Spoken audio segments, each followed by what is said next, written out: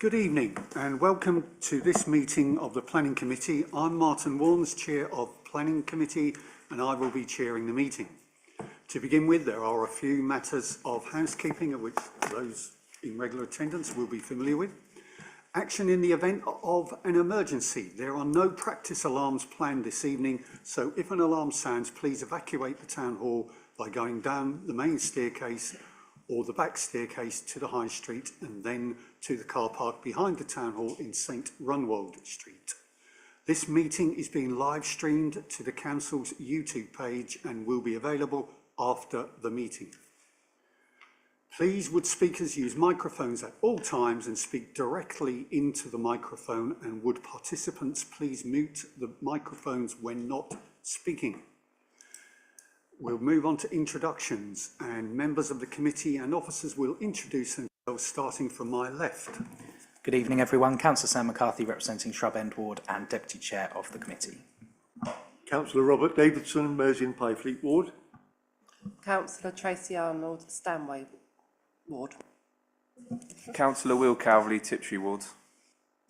Councillor Catherine Spindler, Saints Ward.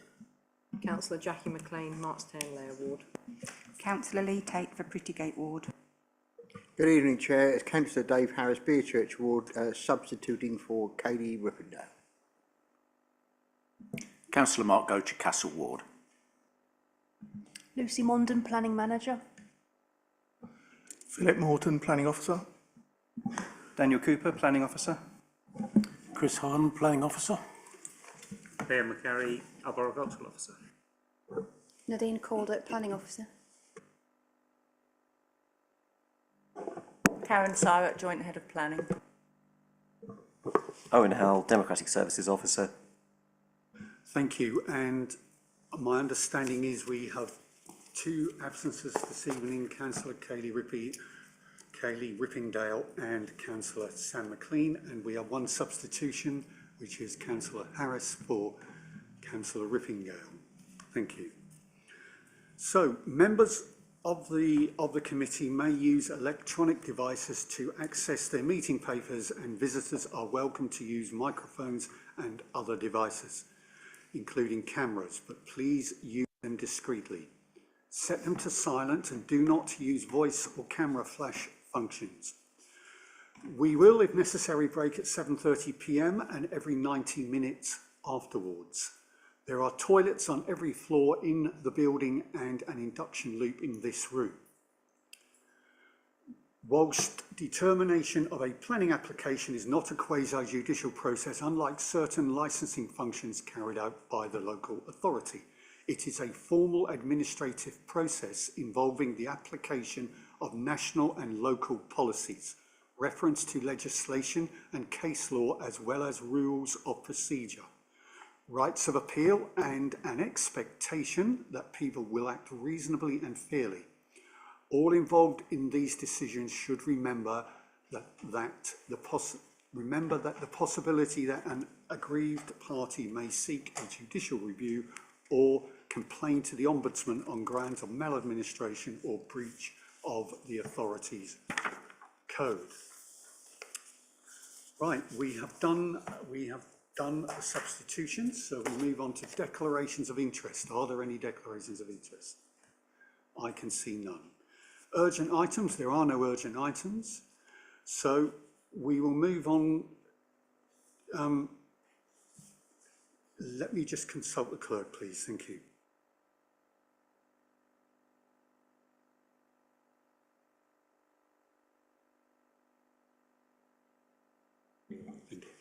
Okay, just to clarify, there are no petitions, so there's no need for me to ask whether there are any petitions. So we move on to have your say, and basically, because we've got a large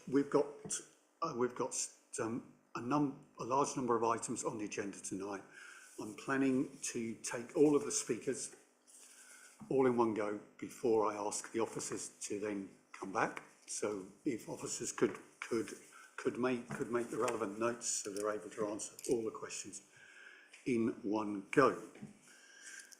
Now, the items we have got on the agenda,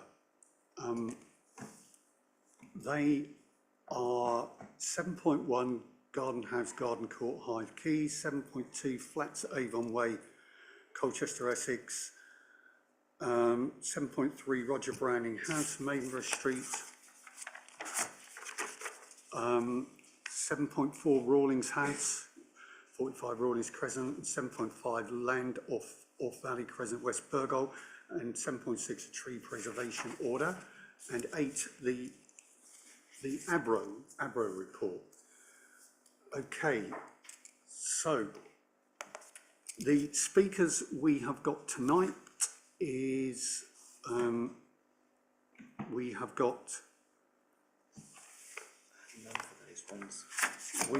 only got item 7.5, which we've got Daniel Allen on Zoom. He's going to speak for, and Robert Pomeroy. Daniel Allen is going to speak against, and Robert Pomeroy is going to speak for. And on item 7.4, we have got Councillor Law speaking for, and my apologies, I can see that Councillor Naylor also wishes to speak on 7.5, and on 8, we have got Sir Bob Russell, John Burton, and is it John? Paul Nappett. And Paul Nappett. Thank you. So,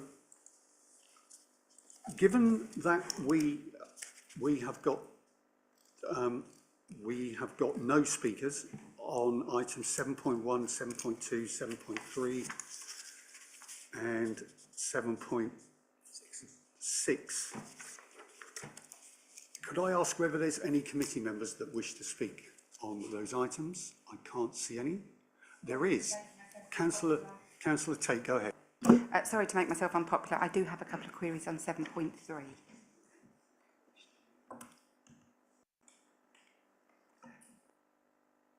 So, just to be clear then, we have no speakers on 7.1, 7.2 and 7.6, and no one is indicating they wish to speak, so we are at liberty to take them en bloc, should the council so wish. Is there a proposer to do that? Councillor Davison, seconder. Councillor Harris. All those in favour, please show. Unanimous, Mr. Chair. Thank you. No, it's all I need to read out, isn't it? Yes. Which is...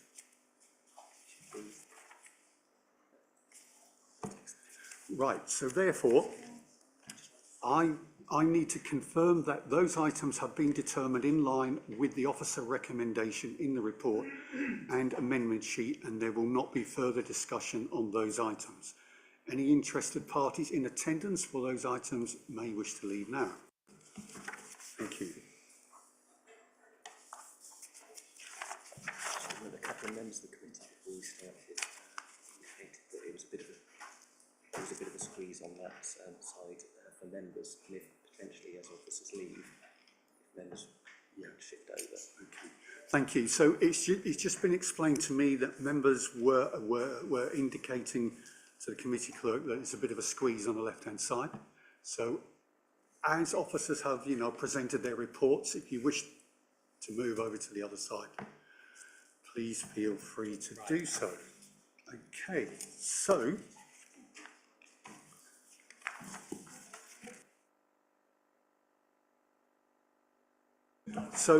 the next item is minutes on the agenda. Could I ask whether there are... Could I ask whether the committee is willing to confirm the minutes held on the 21st and the 22nd of May 2025, and are there any points of accuracy that needs to be raised? Councillor Tate had her hand up. Councillor Tate, you had your hand up. Apologies, it's not in relation to minutes. I'm just wondering if perhaps we could move 7.3 up the agenda so that... Oh, it's next now, isn't it? Because 7.1 and 7.2 are gone. Ignore me. Long day. Thank you, Councillor Tate, and thank you for raising your point. Okay, so we are moving on to... Yeah. Councillor Tate has a question on that. Yeah, but no, that's gone.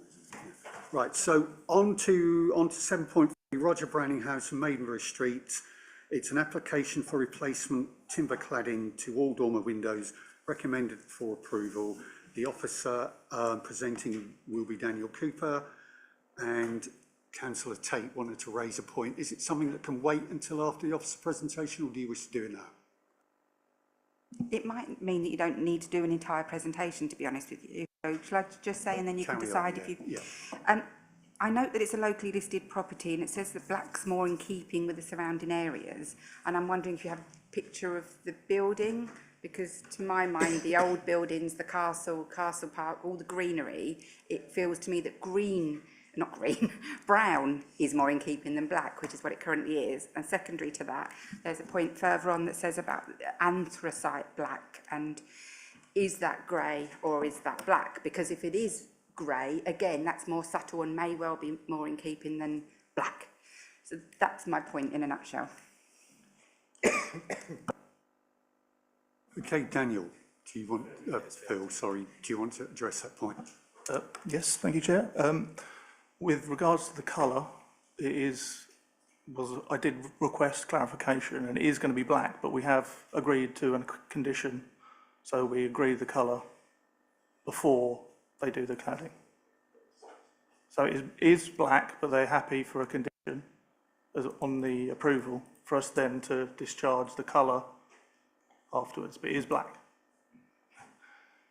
I understand that it is in the report that I clarified it that it is black rather than grey, because that was brought up by the Heritage Officer. Thank you. So, Councillor Tate, are you ready to move on to No. presentation? You wish to raise something else? Go ahead.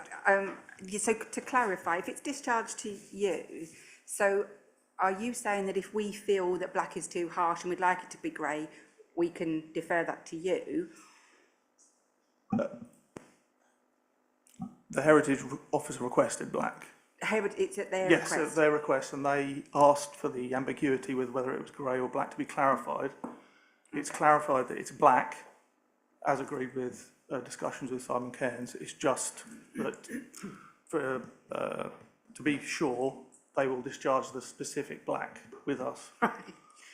Okay. I've not seen the building, so I can't judge. That's the thing that concerns me, but I'm not going to argue over the colour of So cladding. we are ready to move on with the presentation. Go ahead.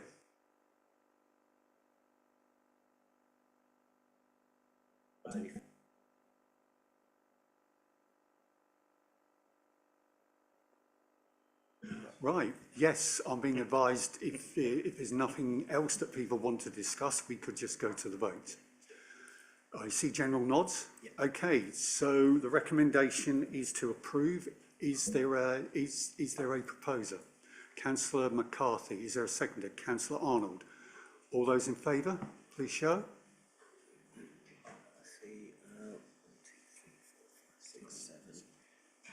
8 in favour. Anybody against? Any abstentions? 1 abstention, 2 abstentions.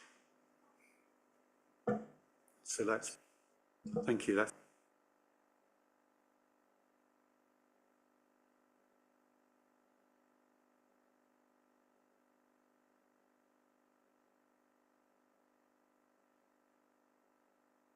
right, so we move on to item 7.4, which is Rawlings House 45, Rawlings Crescent, Colchester. Change of use to house of multi-occupation, 16 bedrooms. The recommendation is to approve following a completion of a unilateral undertaking to secure contributions towards community facilities and sports provision. The presenting officer is Chris Harding, and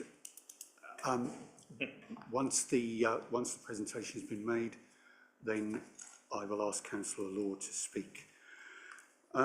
Chris, if you'd like to present, thank you. Thank you, Chairman. So this is an application for a 16-bed HMO at Rawlings Crescent, and I'll just show you the plan, if you can see that. So, I'm not sure you're getting my cursor on the screen. So the site is located just in the middle of that plan there. Can you see that? Okay. So it's an existing building within the estate, and essentially there was a previous permission for 12 bedrooms in the building, which was going to be extended for a care facility. Some of that work has already been done and others have not been implemented. So in effect at the moment it is an 8-bed care facility that has ceased use, and it would go to the 16 bedrooms. So this is a closer view of the site plan. So existing property there, access exists into here. You've got a grassed area and then a parking area to the rear, then neighbouring properties down here and around, and located around there.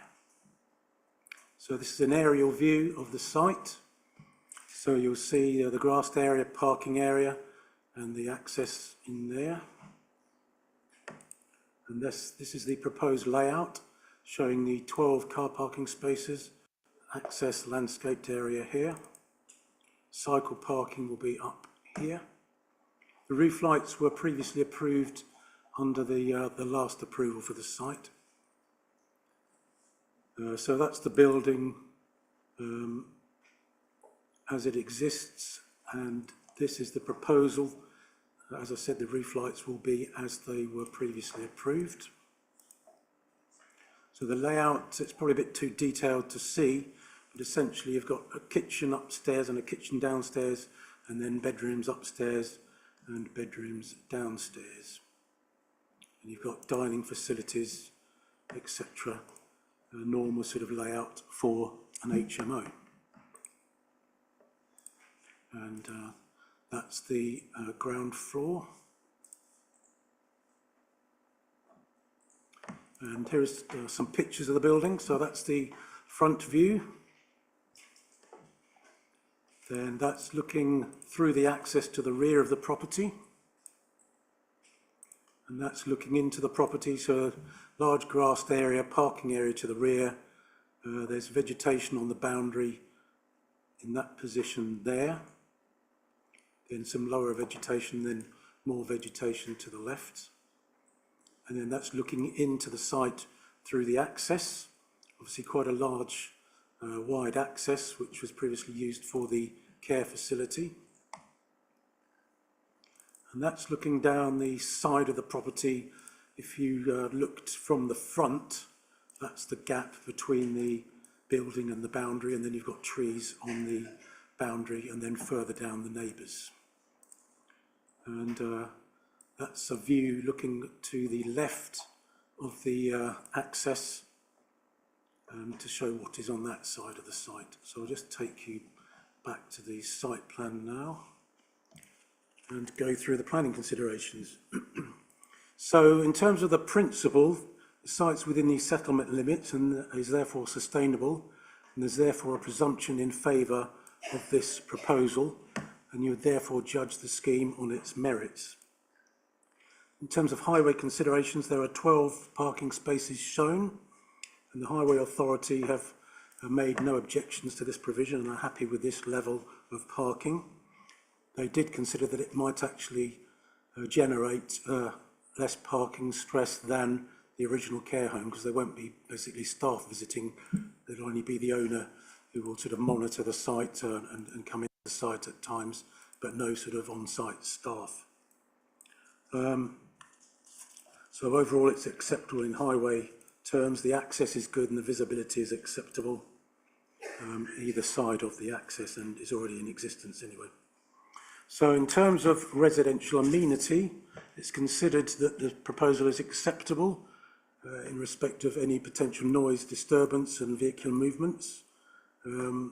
HMOs are frequently sited in residential areas, and this may well produce less noise in respect of the previous care home, which would have had more vehicular movements from staff. It's not considered that the perceived risk to the community from an HMO is a sustainable reason to refuse the application. Whilst you can't control the tenants, from a planning point of view, the owner is keen to have a professionally run HMO. It certainly avoids stress to him and stress to the building if he gets professional people in, which is his intention. So that's the aim, but again, we can't condition that. That certainly from a business point of view is what he's aiming for. So in terms of overlooking, that is as was previously approved. The roof lights are there or they will be there, and there is a gap between the roof lights and neighbouring property, and also a good screening on the boundaries, so there's not going to be an overlooking issue.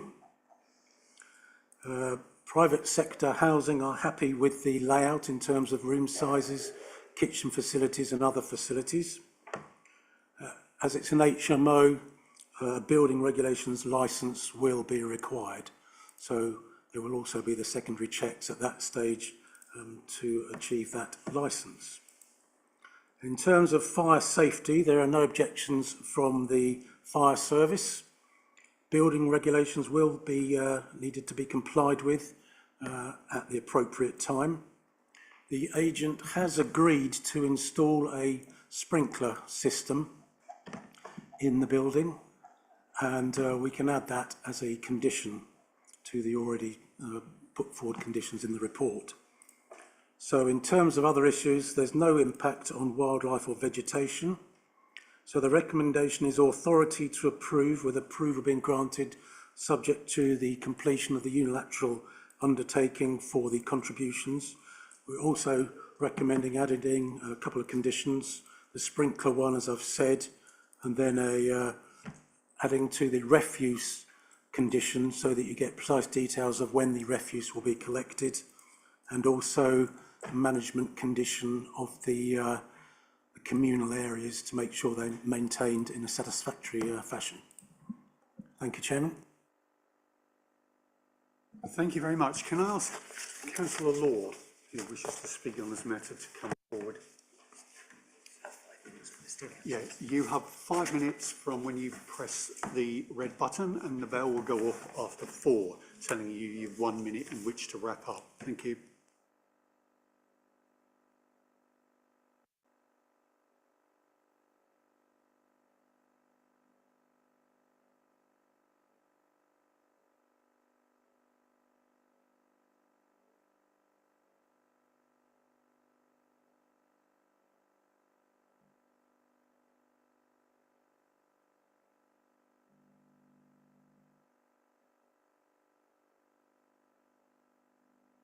That's fine. Take all the time that you need. Thank you.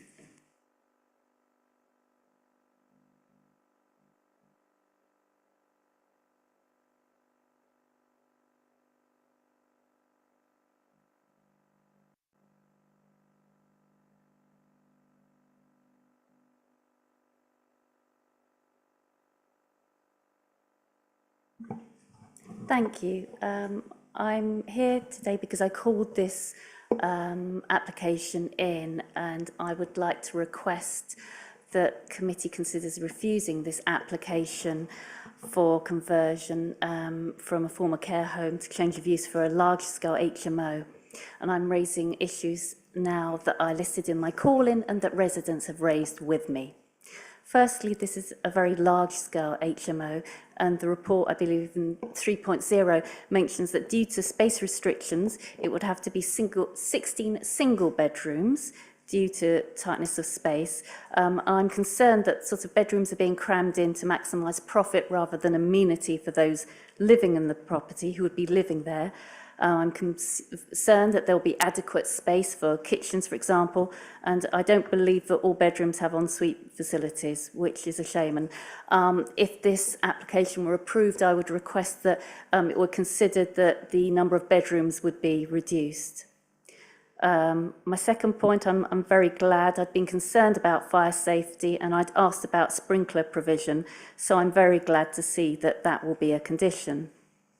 My third point is actually around concern about highways and safety, considering traffic generated by the site. I'm afraid I must agree to differ with the highways view. I'm very concerned because in 3.1 on the planning report, it mentions how vehicular access to this property would be from Rawlings Crescent. Now, Rawlings Crescent has Brinkley Grove Primary School, and there are already considerable problems that residents raise with me, and I see daily myself, from parking and traffic in that area. Now, I'm concerned about extra traffic going in into and out of that site, posing a risk, especially with pedestrians and children frequenting the area. But I'm also concerned because we know as well that often people may have a work vehicle. And often what happens is someone has a large work vehicle, a van or a lorry, and that gets parked on a nearby street because they say, I'm sorry, it doesn't fit in the space. So I'm very concerned that there could be risks such as that. And we have no way of guaranteeing to residents that there won't be issues to do with parking or highway safety. I'm also concerned about the construction that may be undertaken on the site. There'd been mention in the original planning statement about economic benefit from construction taking place on the site. I'm also concerned that there might be parking on the highway by construction traffic. That says that will not happen. How will that be enforced? And also, there's mention of making sure that construction would not take place on site apart from set times. Again, how would that be enforced, please, if this were approved? I understand that there is going to be management of a property. I'd like clarification if it's a landlord or a property management company. I would like as a condition management and maintenance plans to ensure that the site is kept to a high standard for residents and occupants. I'm glad to see that there's mention about making sure there's adequate waste provision for storage for waste and recycling materials. I'd also like to highlight that we could well see changes to our waste collection processes in the next year or so, and what assurance is there that residents and the landlord would be informed of that, so that there wasn't an environmental health risk from poor waste management. Also, I would like to say that I'm pleased to see that there would be contributions for local playing facilities, but what guarantee is there that that will take place? Because it can take years for things to come on stream. In terms of recent refurbishment, took a very long time. Residents get frustrated when that is not delivered. Lastly, I'd like to say that I believe in housing, but we need more family housing. I'm disappointed this could not be reconfigured to provide several units of family housing with many schools and it being a residential area. That would have fitted in very well. I just feel it's the wrong development in the wrong place. Thank you, Chair. Thank you very much. Right, yourself being the only speaker, I will ask Chris, and if Karen wants to come in, to address the points raised, of which I've noted 6 or 7 down. So over to you, Chris. Thank you, Chairman. Yes, I'll just go through the points. Yes, it is a large-scale HMO, but it is quite a large building, and there was quite a large facility there previously. So the bedrooms meet the standards in accordance with private sector housing standards. They will need to meet the licence requirements. So there is careful control in terms of sizes of facilities and kitchens and bathrooms and things like that. So I can't see a reason why we can say that you've got to have fewer bedrooms. You know, it does have to meet the private sector housing standards, and they're not unhappy with the scheme. So I can't see there's a justification for saying have fewer bedrooms, basically. Yes, there's a sprinkler system going to be conditioned. In terms of the highways, as I said in my report, it's not considered there would be a problem, or that it would intensify the use of vehicles entering the site. It may actually reduce them, given the nature of HMOs and the fact that there won't be such a high number of staff visiting. And the Highway Authority are happy, so I can't see we can justify a refusal on highway safety grounds, to be honest. There's no reason to, obviously note the comments and concerns, but it is a big site.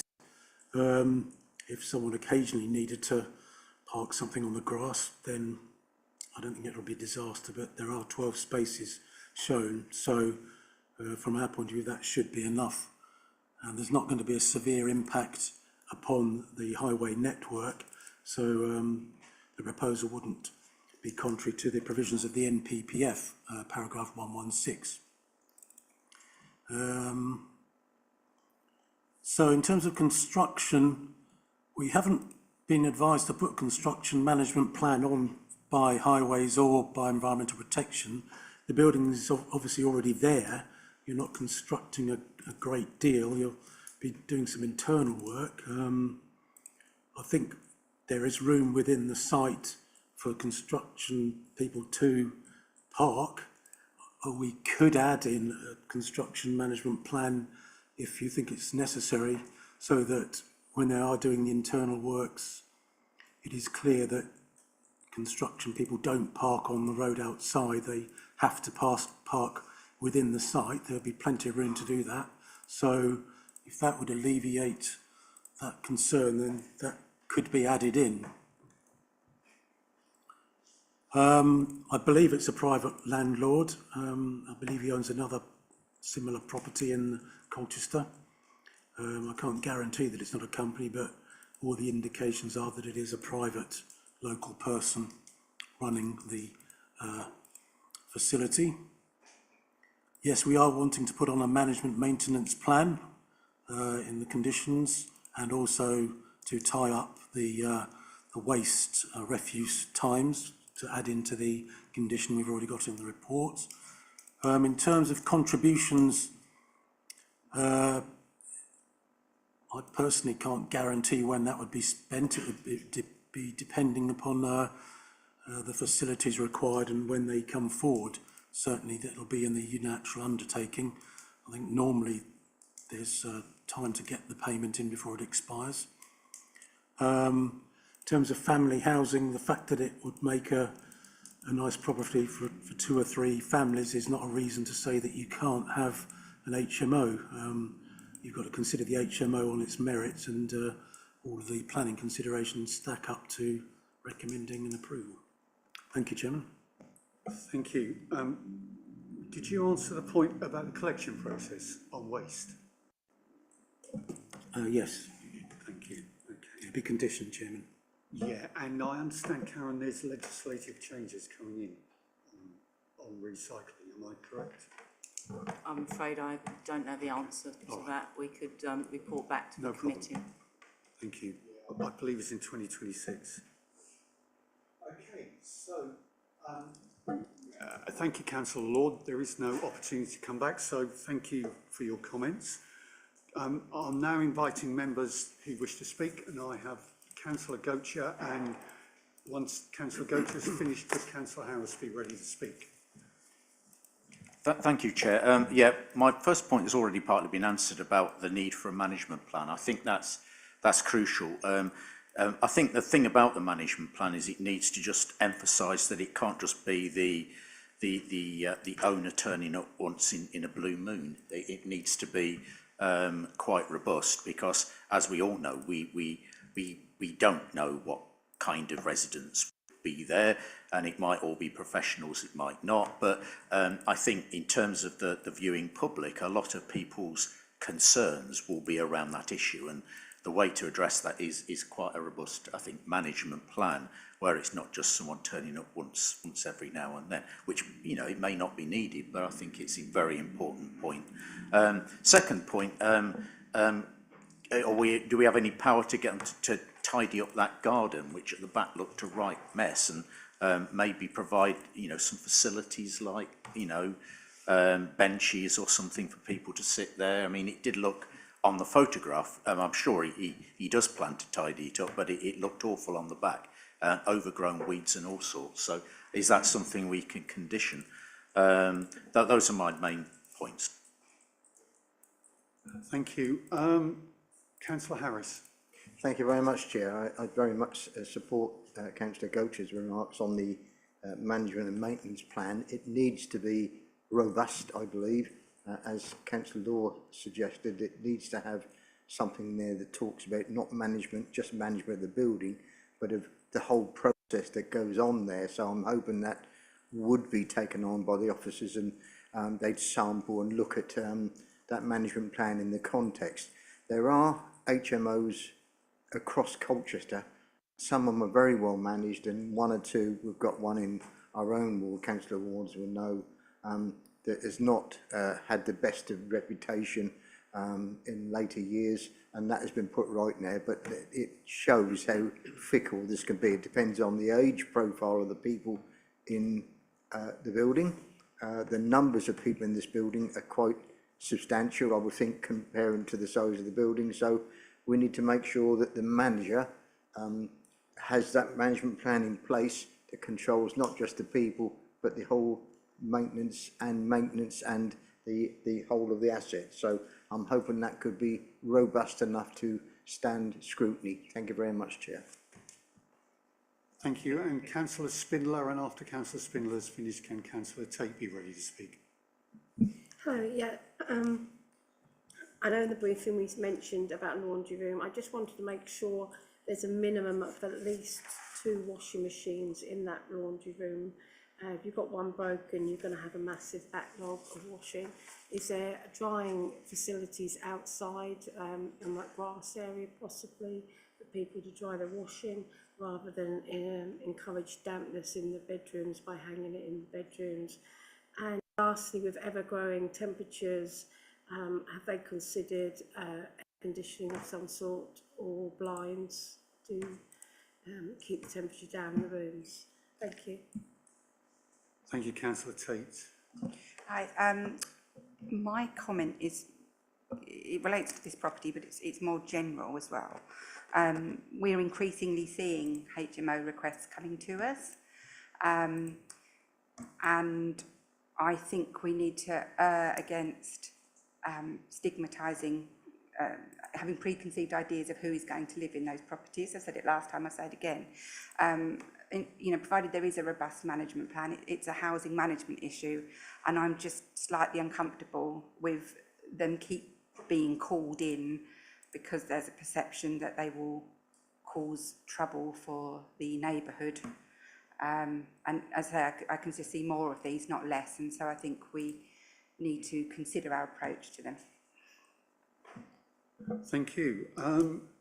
Just to clarify, Chris, am I right in thinking that once any management plan it becomes a planning condition, and the enforcement of it will be up to planning enforcement to ensure that the applicant carries out what is set out in the planning condition?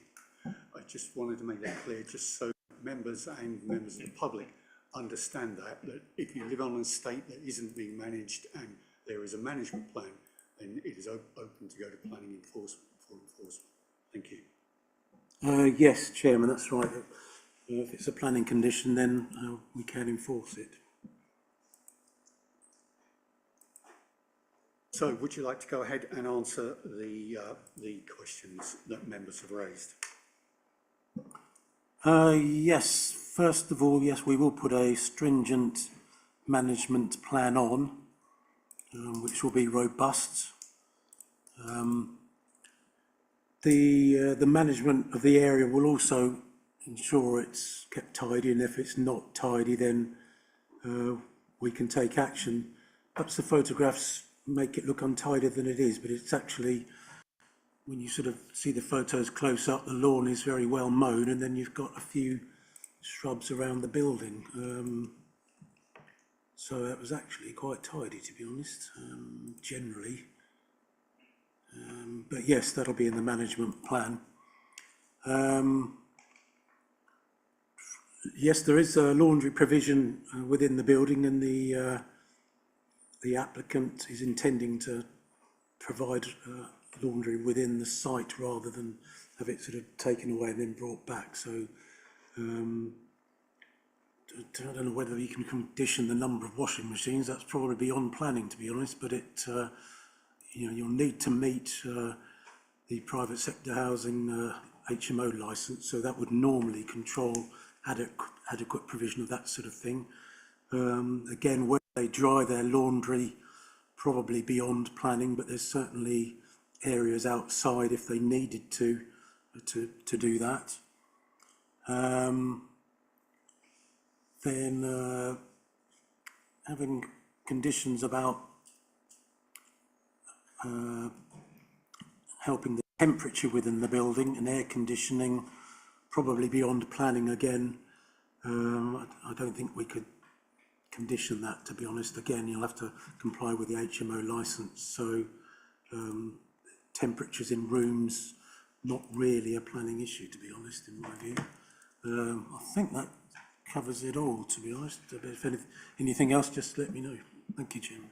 Thank you. Yeah, and I think it's probably best, Councillor Tate, just to note the point that you made about whether there is unnecessary cause, given the way that the housing market is moving, and leave it there.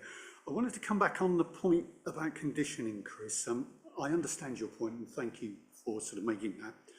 But when you're putting in a management plan, is it possible to specify some of the process of a plan, i.e. there would be a regular inspection, there would be consultation with the residents, there would be a setting of, you know, what the service charges would be. So just so if there was a capacity issue further down the line, there's a mechanism by which those living in the accommodation can raise it through the landlord, who then sets the management plan. So in that way, I'm trying to seek there is an opportunity for people's voices to be heard within the process. I have to think about that, Chairman. I mean, we would normally put on a management plan where they then submit the details, and if we think there's not enough, we go back and say, can you show this and that? The conditions for the residents, again, they'd need to meet the HMO licence, so to put that in a management plan might be a bit beyond what it should be. Then consulting when we get details, you know, with residents. Again, we don't normally consult on clearance of conditions. Yeah, I don't know how that could be achieved, to be honest. Could just add there that I can see what you're doing. You're looking at it from a planning perspective. But what I'm suggesting is that within a management plan, the plan will need to be managed.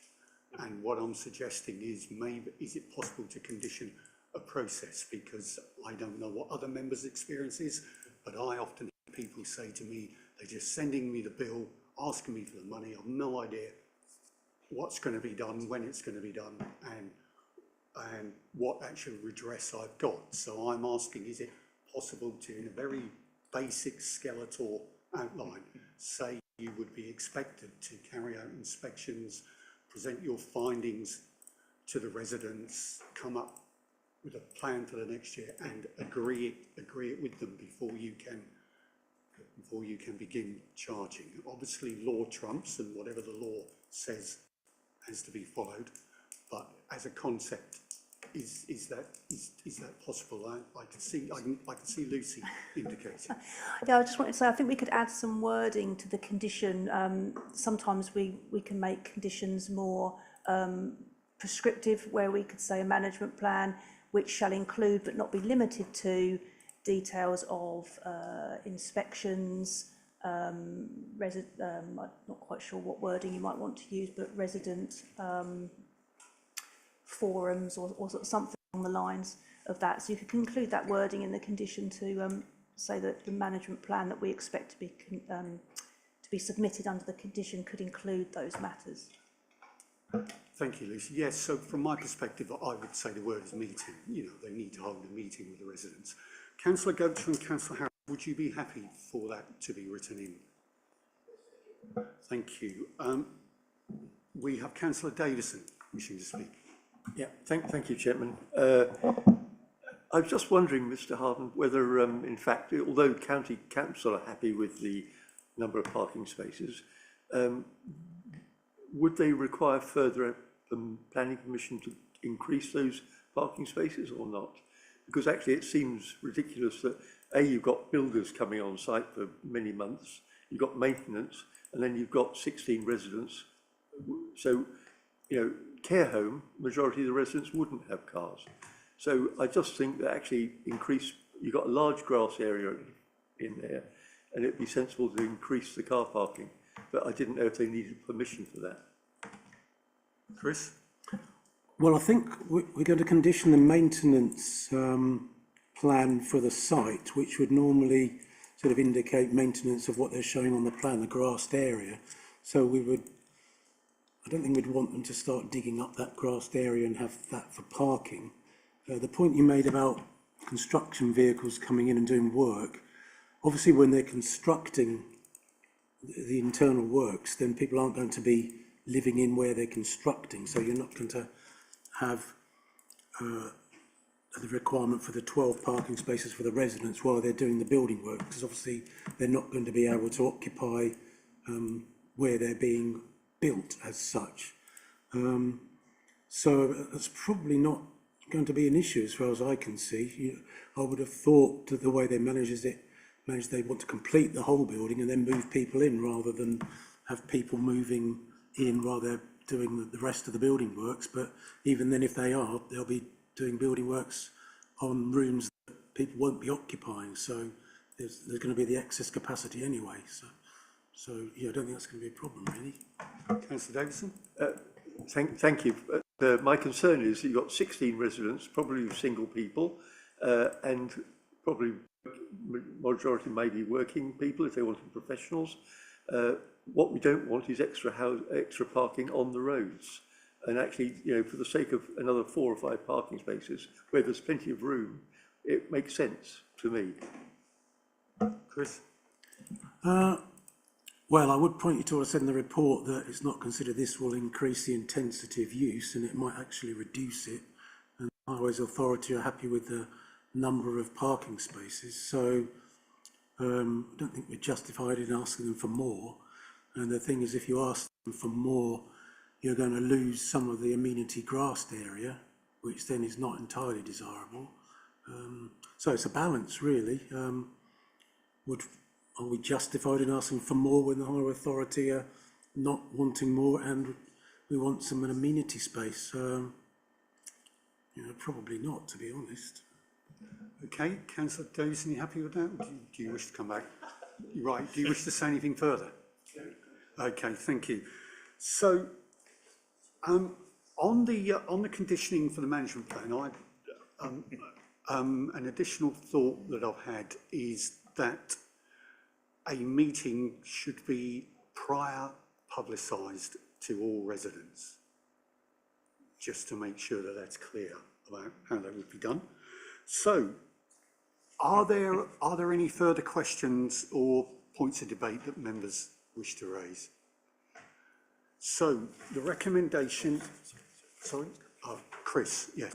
Just Chairman, on the publicised meeting, did you have an idea how often you would want those meetings with the residents? Every 6 months or something like that? Yeah, I mean, I wouldn't want it to be too onerous, so something that makes the process work. So, I mean, I would say the inspections are more important than having regular meetings, and then you could have an annual consultative meeting where they're putting what they've found. And obviously, if you just had one inspection a year, things change. So obviously, you would need a cycle of inspections. Quarterly sounds fine, maybe 6 monthly, and then they could see whether anything on the ground has changed. And when they come to the annual meeting, they could put their findings, cost it up, consult the residents, and then they could then make a decision. Obviously, they are the owners of the property and they have rights to be able to make charges, but that seems a reasonable way forward to me.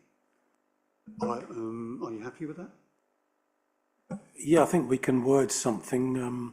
It's one of those where we'll sort of word something that guides, and then we get the information and then check the detail very thoroughly. And if we're not happy with it, we can say, can you just add in this to it? And obviously we'll keep careful notes of the minutes of what's been asked for, so we can judge our reply to what they come in with, basically.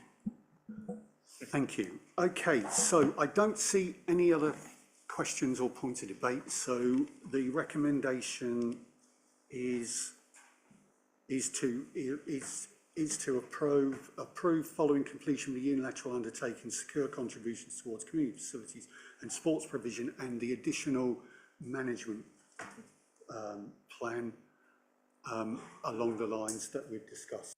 Are you happy with that, Owen? Yes, those are the Right, conditions. you've noted it. Right, so can I ask for a proposer? Councillor Lee. Tate, is there a seconder? Councillor Jackie McLean. All those in favour, please show.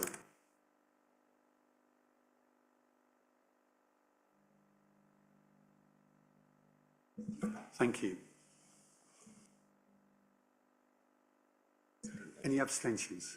Councillor Davison. Right, thank you. So it's 9 for 1 abstention. So we move on to the next item, which is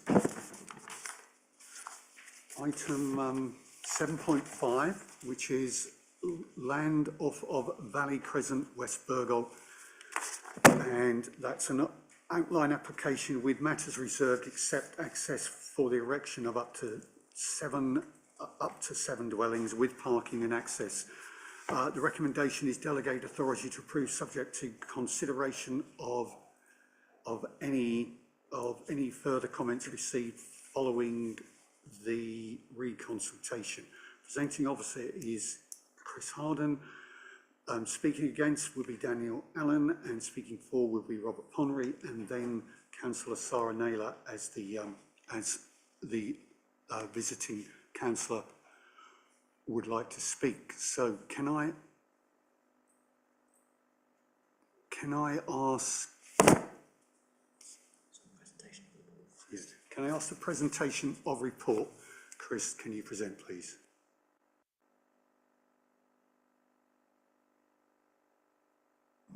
Just trying to get it to share, Chairman.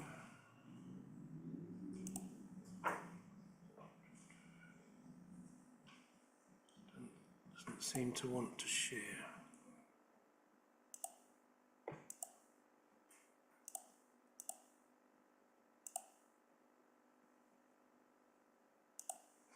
Yep, it's done it. Yes, so this is an outline application with all matters reserved except for access, and this is for up to, that's an important word, up to 7 dwellings with parking and access. So I'll just take you through the site. So the red line area is the site here, and Valley Crescent access is here. This shows the wider context of the site in relation to the estate. And then you've got woodland to the rear here and fields to this side here. So then in the overall context of this area, the site is located here. The black line is the settlement limits boundary. So then it goes up to the site and then goes along just part of the frontage and then round to the side of the site and continues on here. So the site is outside the settlement limits, but it is adjoining the settlement limits. So this is an aerial photograph of the site. You'll note it's well vegetated at the moment. The field beyond and then thick trees to the rear here, which is the subject of a TPO. Then this was the site apparently in 2001, I believe it was, which was sent in. So you'll see it was a sort of a grassed area at the time. So the original important trees are located here. Then you've got sort of hedging along here, more trees here. So that sort of shows the original context of the site. So then obviously the vegetation has grown up in the intervening years. And this is the illustrative plan. This shows 6 dwellings. The original scheme came in for 7, but we had concerns about that number in terms of not being able to fit them on site, in terms of taking out too many trees and affecting too many trees. So the scheme, this is illustrative, has been reduced to 6. The agent wants to keep the description of up to 7, so that if, for example, semi-detached properties are introduced, they can still get 7 on the site. But this indicates that 6 may be able to be achievable. But as this is outlined and only illustrative, reserved matters scheme would need to demonstrate that you can get this number on the site when it comes in detail. It looks like there is potential for 6. We're not convinced about 7 unless you change the scheme, for example, to semi-detached.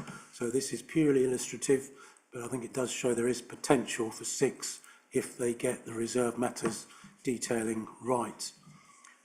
Just to note that the TPO trees are along here, if you can see my cursor. And then there's a sewer easement here with this dotted black line there. And the agent has amended the scheme to make sure that hard surfaces are the required distance from that sewer. Then the access will be in here. There was an issue raised by a third party about some of the land along here being owned by another company. I've taken this up with the agent, and he says that that area is outside the site in effect, and that the site in question does abut the highway. So we will put an informative on, as in the report, to indicate that a third party has raised ownership issues. If it is ultimately found that some of the site is not within the ownership of the applicant, then a fresh certificate would need to be submitted. So we've flagged it up, we've done our due diligence on that, and then ultimately it'll be down to discussion between relevant parties. So this is just one of the tree plans put in the arboricultural impact assessment. The red areas are potentially sort of root protection areas. Important trees are to the rear. There are several category U trees. There's a couple of, or 3 or 4 category B trees, which would be retained. So any vegetation of significance that may be affected is the aim is to retain that, basically. I'll just take you through the photographs now. So this is a view looking along Valley Crescent. So to the left is the site, and to the right you've got the houses in part of the housing estate, and beyond you've got vegetation, and then the woodland, and then fields. So this side of the site is essentially rather overgrown hedging with some trees within it. That's basically what it looks like. It does act as a soft frontage to this part of the estate, but is very overgrown, as you can see. Then this is looking back at the other end of the site where there is some housing, and then obviously looking back onto the site, showing the trees and vegetation. So that picture, I'll just show you where that was taken. That picture was taken from here, looking into the site. And then this is the site with the boundary with the fields, showing substantial trees on the edge here, and these would be retained and are being kept well away from the development. And then this is a view within the site, a lot of overgrown brambles, and dotted with a few trees that have grown up, and another picture within the site. So I'll just leave the illustrative layout up while I'll go through additional issues. So in terms of consultations, we've received an extra comment from the Parish Council, and they're again objecting to the scheme, saying it's outside the settlement limits and contrary to their policy PP9 of the West Burgolt Neighbourhood Plan. And they're saying that it's yet another small development that ignores the West Burgolt Neighbourhood Plan, and it's in addition to the 250 dwellings in the preferred options document. And we've also received 6 further letters of objection, I'll just briefly summarise what they've said. They've said that the site is outside the local planning area. There are environmental wildlife factors that have not been considered. There's an impact on the tree preservation order trees. Residents have not been consulted by the developer. They also state that the City Council should not be bullied by the developer or the government to allow this sort of development. There are still ownership issues, and the junction is dangerous, and the application should have been decided earlier without further extensions of time. And also they're concerned about the habitat loss on the site. So I'll now take you through the planning considerations. The first one is a fairly complicated principle issue as to whether the scheme should be accepted in terms of settlement policy principles. So I'll go through that carefully, and then if you've got any questions about that later, then obviously ask me. So there are a number of factors in favour of this site in terms of settlement policy. It is adjacent to the settlement limits, and the local plan policy does allow development adjacent to settlement limits if it respects the character of the surroundings, and in that respect it is judged against policy OV2. So if it's accepted in terms of the character of the surroundings, in that respect there's not a policy objection in the local plan. The site is also in a sustainable location where there is a presumption in favour of development in the local plan and also in the NPPF. And this site is a sustainable site. However, importantly, there's also a policy in the local plan, SS15, which refers to complying with the neighbourhood plan. And the neighbourhood plan has got a policy PP9, which basically has got its settlement limits within the plan and refers to that and says that there are 2 areas identified in the settlement boundary for a further 120 dwellings, a minimum of 120 dwellings. So in terms of the neighbourhood plan, the City Council does deem there is some conflict with the neighbourhood plan, and it normally adopts a plan-led approach to have regard to these settlement boundaries. If we didn't have regard to the neighbourhood plan settlement boundaries, then in effect that would render them rather meaningless. We do need to clarify points on that. We have had submissions from the agents of inspectors' appeal decisions that indicate that the neighbourhood plan does not rule out development in other areas. So it's important to consider that as what's been considered on appeal in some cases. We've had the submission of 3 cases ranging from 2018 to closer to the present day, which the inspector indicated the neighbourhood plan doesn't rule out development outside their boundaries. However, I've said we take a more robust approach in terms of the neighbourhood plan boundaries. There has been a recent appeal where an inspector has said, yes, the neighbourhood plan does seek to direct development to within the neighbourhood plan boundaries, and raised a concern that anything outside the neighbourhood plan boundaries was contrary to policy. There have been other inspectors' decisions on other local plan boundaries in other villages where they agreed to the plan-led approach. So that does sound a bit complicated, but to summarise the plan-led approach, we do think the neighbourhood plan boundary is significant and that there would be some conflict with the neighbourhood plan if you allow development outside the neighbourhood plan settlement boundaries.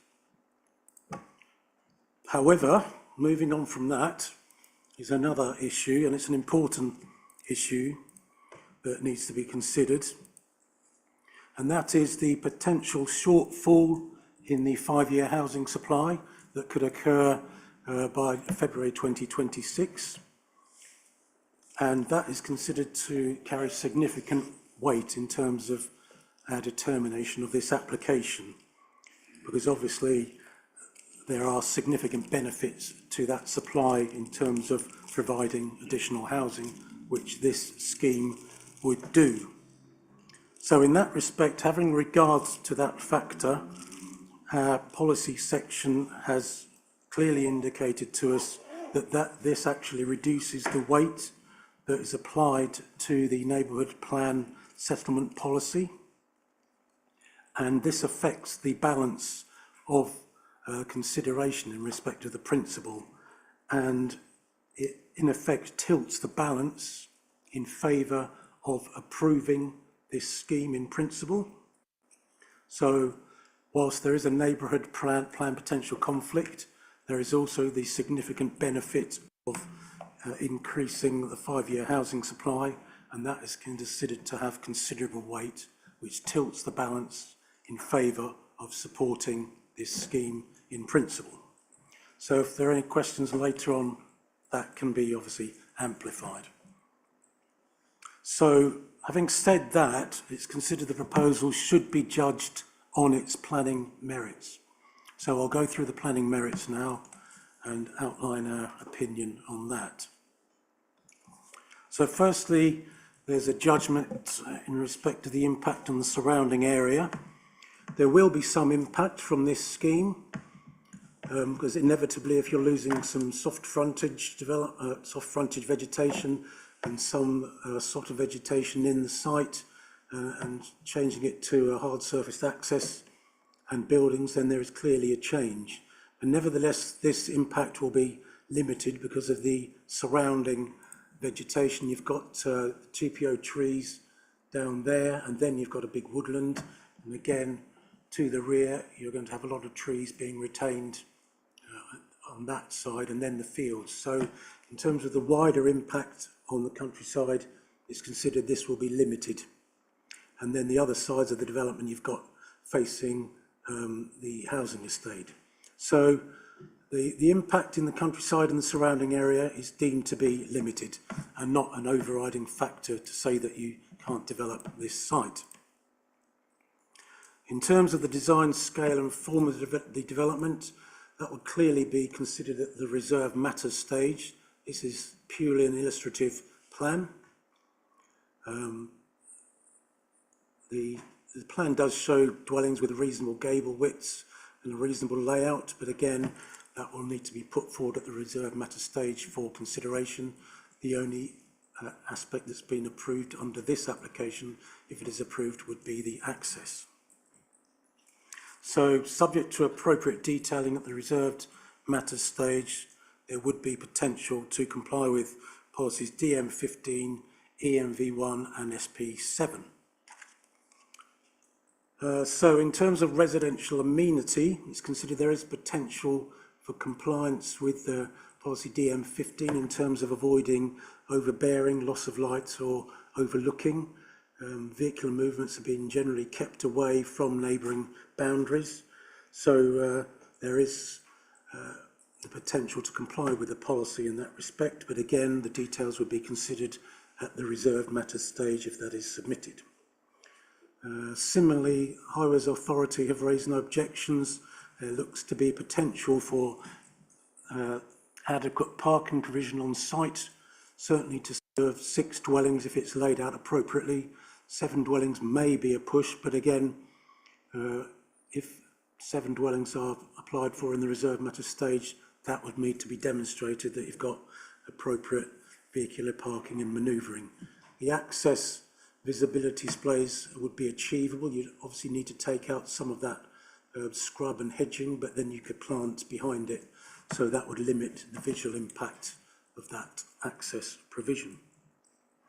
In terms of ecology, we've had an ecology survey submitted that indicates that the site has got medium value in terms of ecological species on there, and that there would need to be mitigation put forward. That's a fairly normal approach where you have a lot of conditions to mitigate against any wildlife disturbance. The wildlife and the trees would be avoided because the major trees are outside and there's been no evidence of any badger activity that the ecological survey indicated. There would need to be a biodiversity net gain, which would most likely be tied up into the unilateral undertaking. So overall, we're happy in terms of impact on wildlife. And the appropriate reports have been submitted. And then turning to the next issue of trees, as I said, we did have concern that 7 was too much for the site and could potentially warrant pressure on trees. So illustration plan shows 6. That is deemed to be potentially acceptable, retaining the important and significant vegetation, but again, they will need to demonstrate that at the reserved matters stage.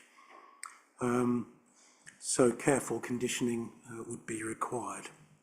So at this stage, it's not considered, we would rule out the proposal in terms of impact on trees.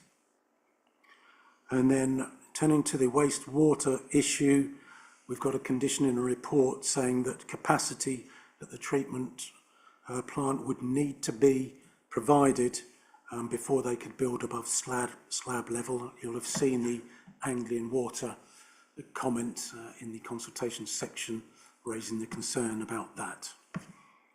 And then turning to the UU requirement, that will need to be completed before we can issue any approval. So we're therefore recommending authority to approve, with approval being granted subject to completion of the unilateral undertaking for contributions. Thank you, Chairman. Thank you, Chris.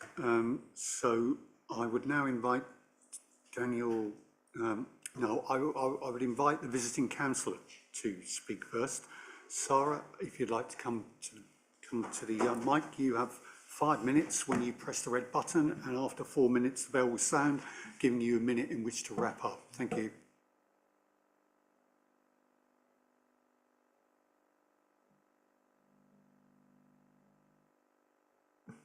Thank you, Chair, and thank you, members, for allowing me to speak to you today about what actually on the surface looks like quite a small development, nothing to worry about there. But there really is, and I just want to go into why this is not as straightforward as it appears, both in terms of this site and the implications for other villages and other neighbourhood plans and the precedent that this will set. I want to begin by acknowledging the ongoing housing need across Colchester.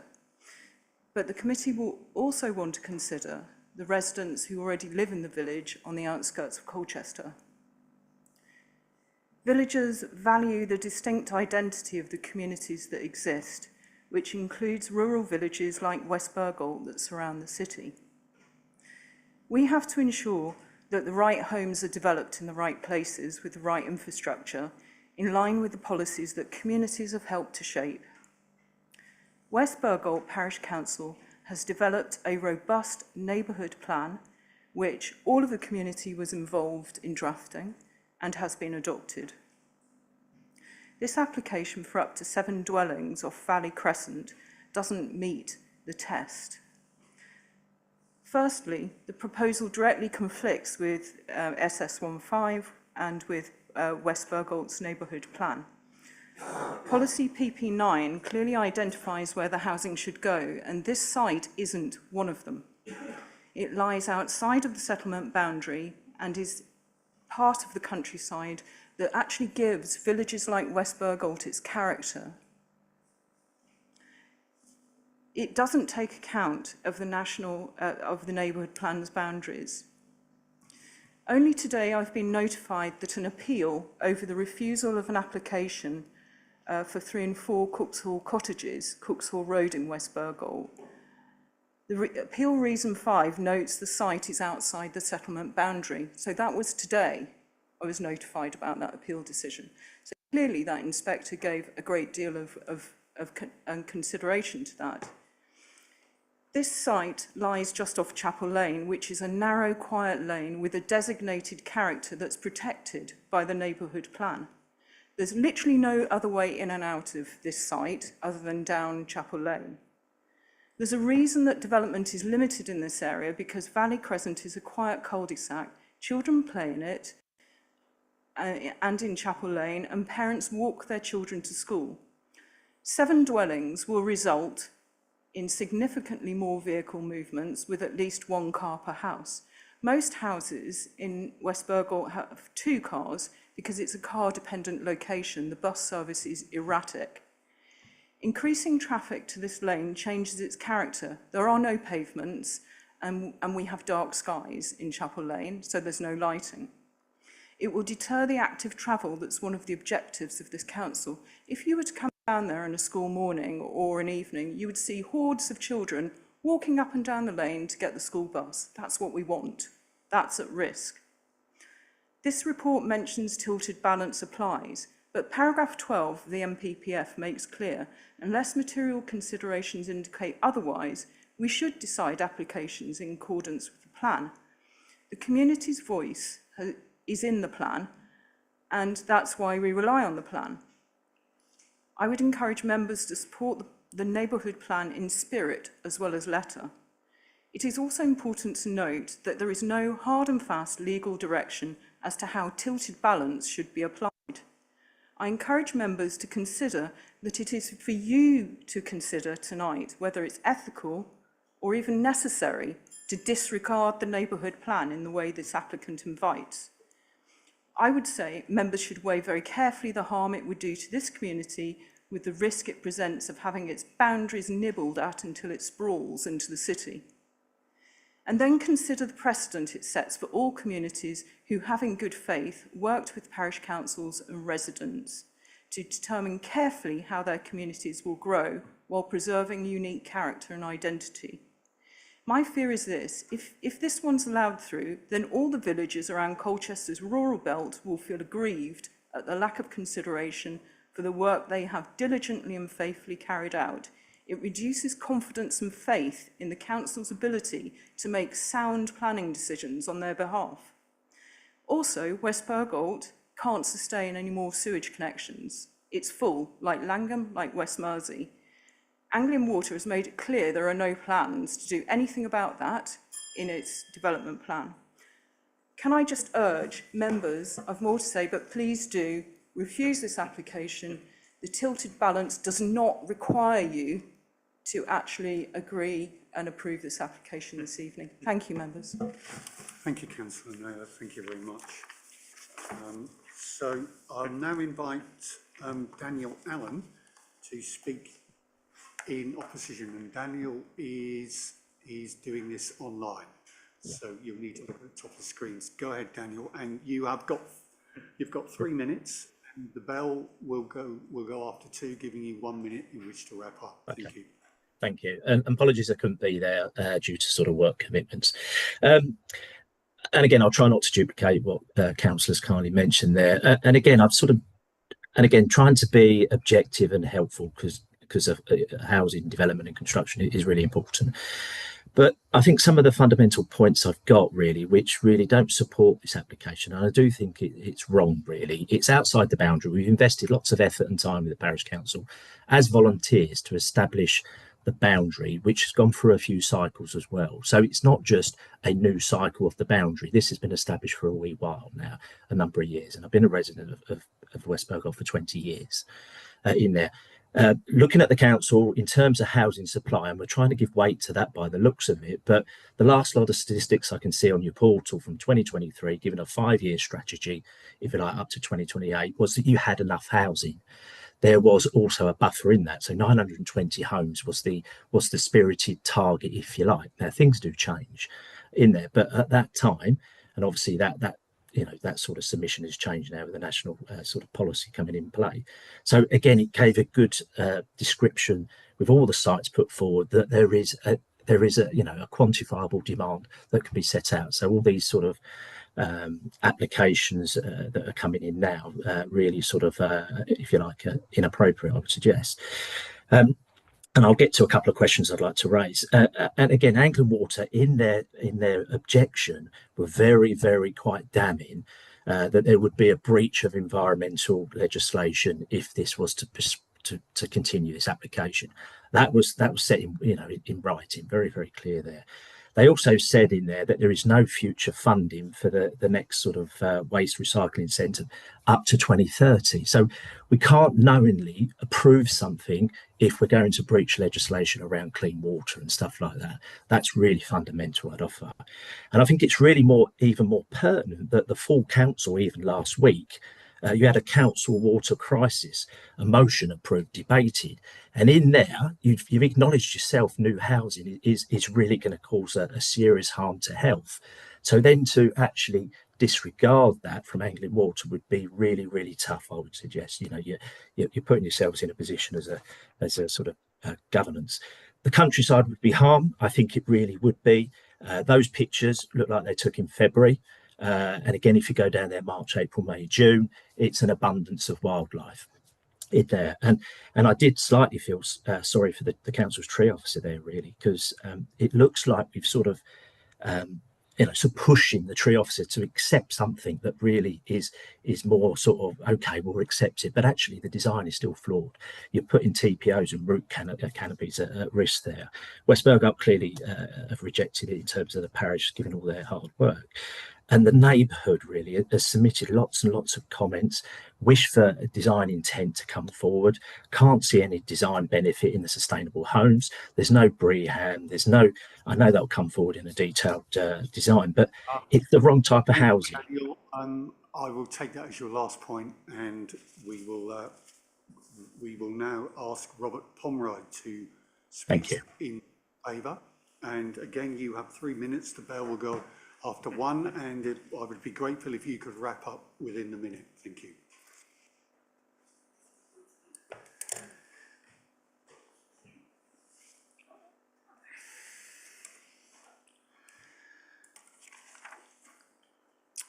Good evening, members. My name is Robert Pomeroy, and I'm a chartered town planner, and have been so for more than 30 years. Your policy SP3 states that development will be within or adjoining settlements. As you have seen, this site is adjoining the settlement of West Burgout, so it complies with policy SP3. That is the case in every village and the town regarding the settlement boundaries. West Burgout has a neighbourhood plan, and the plan contains policy PP9. PP9 does allocate a minimum of 120 dwellings in West Burgout in 2 locations. The policy then goes on to set criteria as to the type of development that should take place in those locations, and that criteria is set out describing the types of property. So the policy says where development can go, but it does not exclude development elsewhere in the village. It says where development can be built, but it doesn't say where it cannot. If the policy intended to exclude development outside of the settlement boundary, then it would say so. It does not. If the policy was to prohibit development adjoining the settlement, then it would say so. It does not. If it did, it would conflict with policy SP3 in the local plan, which permits development adjoining settlements, and with national policy that doesn't rule out development out of settlements. It looks for development in the most sustainable locations. Since the neighbourhood plan was adopted, there have been 3 appeals in the village for housing outside but adjoining the settlement, where the inspectors have applied PP9. In these cases, the inspectors have not found that these housing proposals conflict with the policy. In addition, they have not found a conflict with the neighbourhood plan SP3. Your officers have chosen to prepare a report that suggests there could be a conflict with the aims of the policy, but they have not fully explained where the aims of the policy are compromised. Proposals must comply with the words of the policy itself, rather than the policy is aiming to achieve. Development either complies with policy or it does not, and in this case, the proposal does not conflict with PP9. Whether the council can demonstrate a 5-year housing land supply is not a determining factor in this case, as there is no conflict with the development plan. However, if members were to conclude that the proposal was not policy compliant, then they must regard the council's housing supply position and the tilted balance. as if any of this case goes to appeal, the weight the inspector will give the conflict with the plan will be significantly reduced. If members are not familiar with the tilted balance, then I would recommend that they ask officers to explain it in some detail. Thank you. Finally, the holiday accommodation appeal that the councillor mentioned was some way out of the village, not adjoining the settlement. Thank you. Thank you, Mr Pomeroy. So I will, what I suggest to members is we can either take a break now as we're 5 minutes over, or we can ask the officers to reply to the points raised and then take a break and then come back and then debate. So which one would you prefer, one or two? I'm two. Right, we have a split. So those in favour of taking a break now, please show. And those in favour of waiting until the officers have summed up, please show. I think I'll make that 5-all. You get the Right, You get the so I get I get the final say. Respond. Yeah. Oh, okay. Right, you want to, Lorraine? Right, okay. I'm persuaded by the joint head of planning who says that she would like to consult officers, so we will take a break now, and according to what I've got in front of me, we'll come back in 15 minutes' time. Thank you.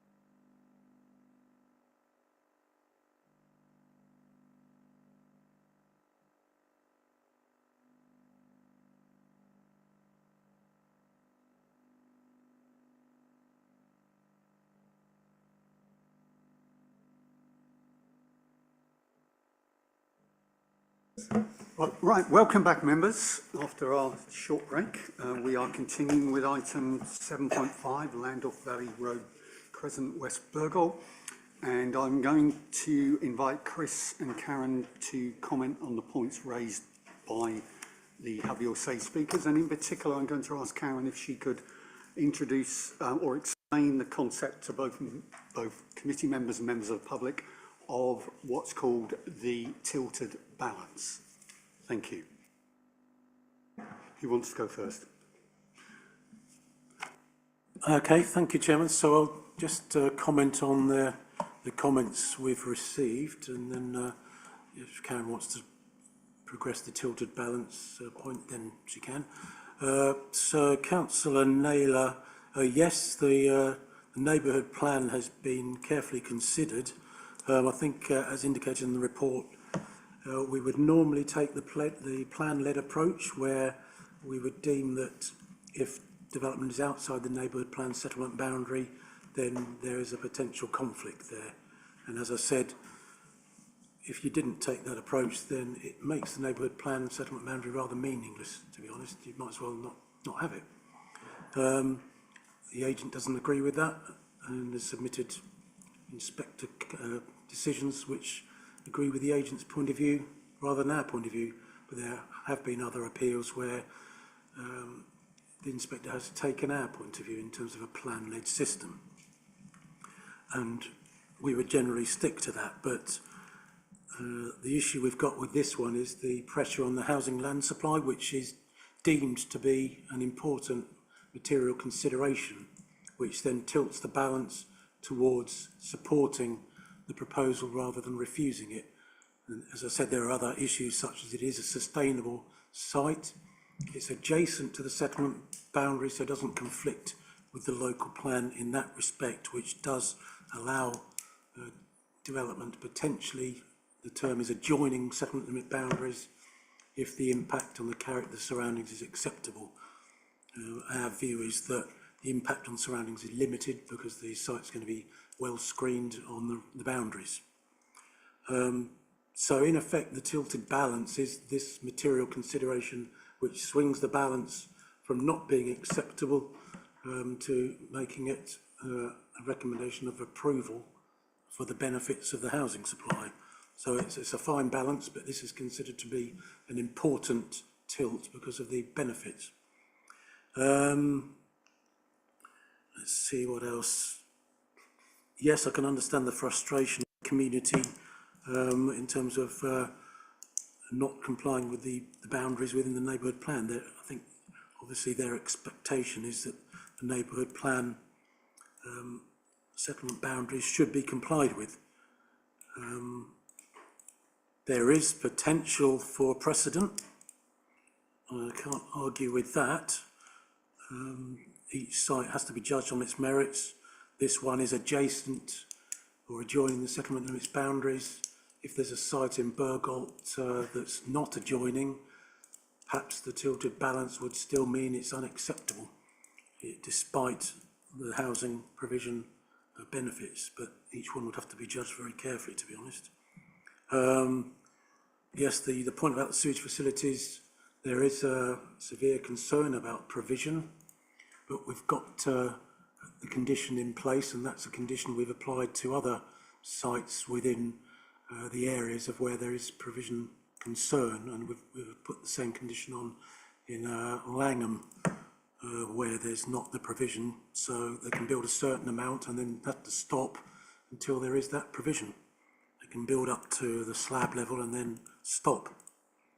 So the tilted balance is a consideration. It doesn't mean you have to approve the application, but it is a material consideration, and we've given our opinion that because of that, the balance is tilted towards recommending the principle acceptable. Let's see the other comments. I think the next comment covered a lot of the settlement boundary issues. There isn't the funding at the moment for Anglian Water, but you know, when there is, then they should be providing the capacity, to be honest. Harm to the countryside, I mean, there is obviously some change to losing a soft boundary facing the estate, and losing a lot of scrub, losing a few small trees. The main trees are going to be potentially retained. We certainly want those at reserve matters. So the impact on the countryside is limited. Impact on wildlife, that has been considered in the ecological survey and the B&G report. So it's difficult to justify a refusal on impact on wildlife grounds. The surveys last for a certain period of time, so if the reserve matters is submitted well down the line, then there may need to be an update for the ecological surveys. The tree officer hasn't been pushed. We rely on his comments, and if he would have said no, 6 is definitely not acceptable, then we would have to have informed the agent of that. I think that the view is 6 may be acceptable, but it needs to be demonstrated at the reserve matters stage. So there's no point in pushing the tree officer, because at a later date it'll just come back to bite us. So it is a discussion with the tree officer. If he's clearly not happy with 6, then we would have said so, but the overall view is there may be potential, difficult to justify refusing it at this stage on tree impact grounds, but it will need to be carefully considered at the reserve matters stage. And yes, in terms of design, there's no design for this, as this is an outline, but the designs would need to be very well designed to be in keeping with the character of the area, reasonable gable widths and just generally not obtrusive, basically, with decent materials. I think that probably covers what I want to say, but Karen may want to comment on the tilted balance further. Karen? I can't wait to try and explain the tilted balance. But there's no actual definition of what the tilted balance is, so this is my plain English version. Some will have heard this before, but I like to think of it as scales. So old-fashioned scales where you've got 2 sides and they weigh equally to start with, but in planning terms you have benefits one side and harm the other. And the material planning considerations sit either side of those scales. So when you've got harm, whether it be to environmental assets, heritage assets, then that sits on the harm side. When there's benefits, such as the delivery of housing, the creation of jobs, delivery of infrastructure, that sits on the benefits side. So you can see that at different times and different applications, those scales will weigh one side more than the other. Has that helped explain the tilted balance? Good, good. So just to then add to that, the tilted balance comes into play automatically when a local plan is out of date or the strategic policies within it are out of date, such as those covering housing numbers and delivery. So what we do know is in February next year, our local plan becomes 5 years old, which doesn't automatically render it out of date, but what it does do is it means we need to review it, and we should have reviewed it by then, and if anything has changed, we need to carry out a review of the plan. Now, the most fundamental change has been in the way housing delivery or housing targets are set.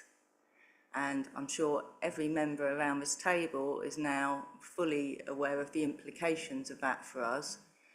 That increases our annual target from 920 dwellings to 1,300 or thereabouts. So it's a significant uplift.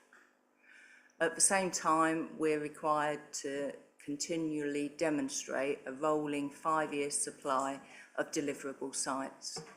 And by deliverable, that means they need to be available, viable, and achievable within the next 5 years. So the bar is quite high.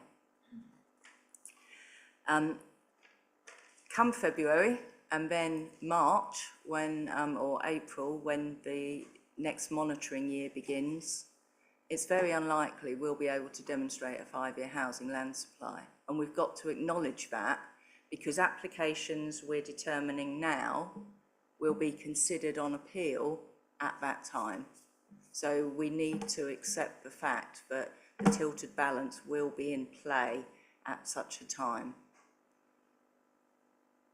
I think this is a small scale application, and I know there's other applications coming in now, and we've determined in the past that are much bigger, but the small scale applications do all contribute to housing land supply. In fact, we average about 260 dwellings from windfall sites every year. So that's a large proportion of those are small sites, often, you know, side gardens or the edge of settlements, infill type developments. So I don't think we can underestimate how much of a contribution small sites make to the overall supply. We have to be mindful, having said all that, that a lack of housing supply and out-of-date housing policies will weigh heavily on the side of benefits. So the harm to be demonstrated to weigh back needs to be quite considerable. I've covered that, I think, about the timing of any appeal. So I think that's probably all I want to say at this stage. Thank you, Karen. So I'm now going to open it up to members of the committee to ask any questions, discuss and debate the proposal. And I have Councillor Spindler first, and when Councillor Spindler ends, could Councillor Gocher be ready to speak? Thank you.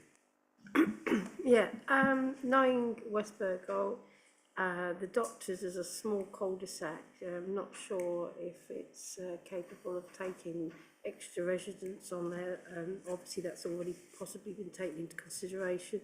The trees, I've noticed the trees, however much we love the trees, and we do, who's maintaining those trees? Is that extra finance that those taking on the land will have to find in our golden years? So that's an expense a lot of us can't afford.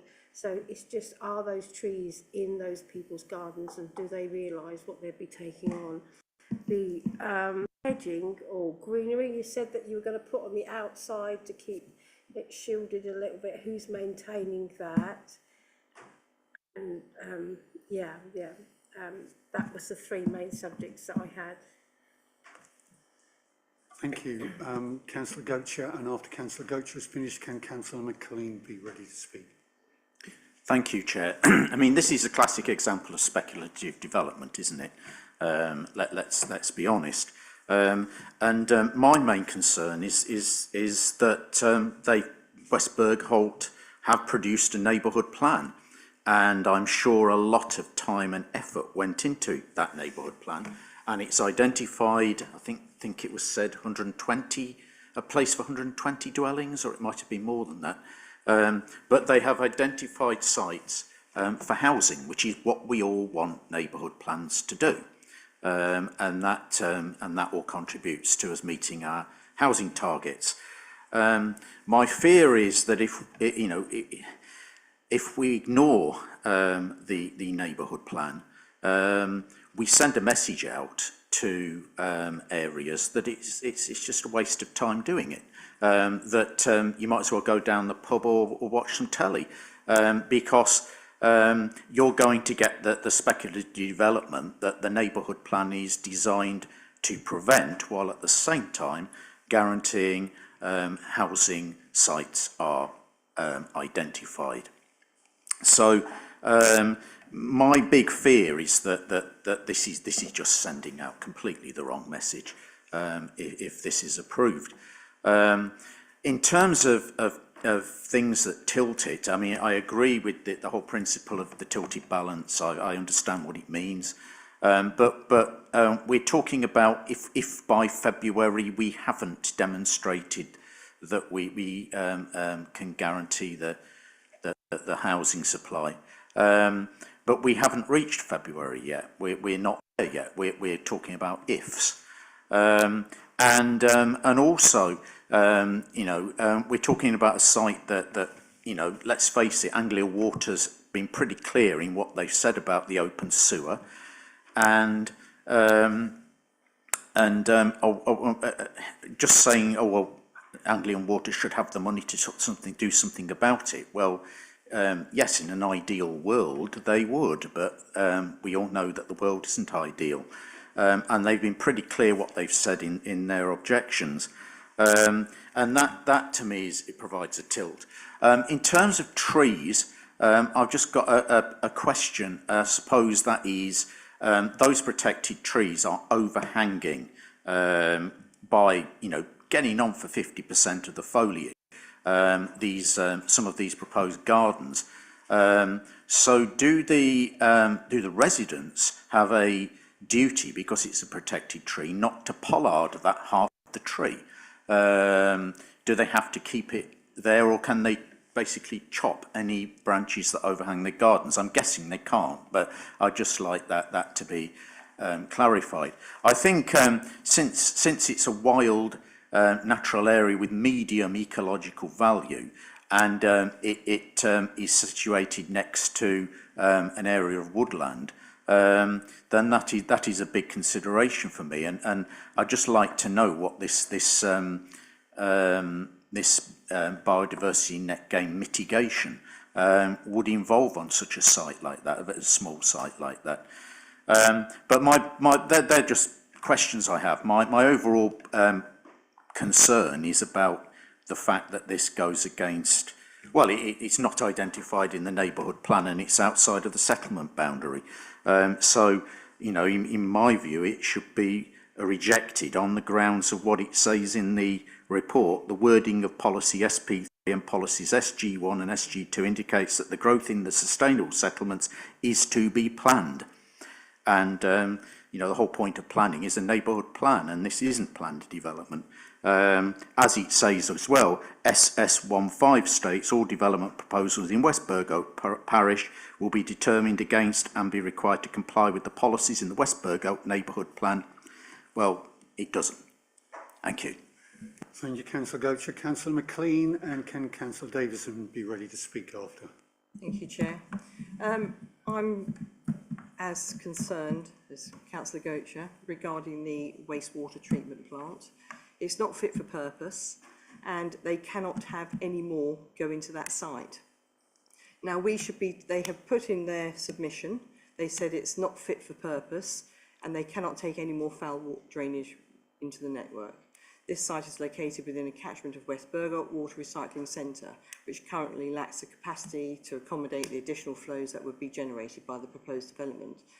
Now, this surely, they should be a consultee, which they are, as I can see, but this needs to be thrashed out to see how we can make it work, because the water obviously goes into the treated water goes into the river, and children do use that river for kayaking and swimming in.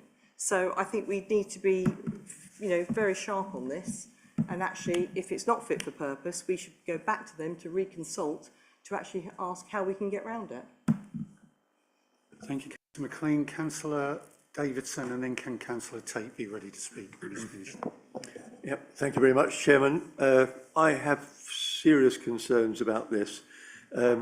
While accepting the Council's responsibility for a tilted balance, the fact is that there are only 6 to 7 properties here, and I'd like to know exactly what the shortfall is predicted to be in February. But, generally speaking, in this committee, we frequently pass permission for 130, 150, 250 houses. This particular one, because of the neighbourhood plan, which will have taken at least 2 years to make, they've allocated 120 dwellings within probably over 10% of the size of the village for expansion. They've done their bit. And then really, as Councillor McLean's just said, and Councillor Gocher, the water problem, the sewage problem is not going to be addressed.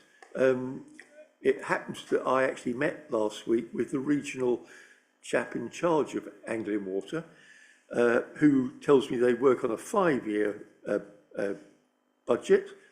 It started last year, and all that money is already allocated. There is exceptional problems, for where public health is a problem, but actually, we've had a meeting in Mersey because they have the same problem. They're having tankers 3-4 times a day to take away the solids.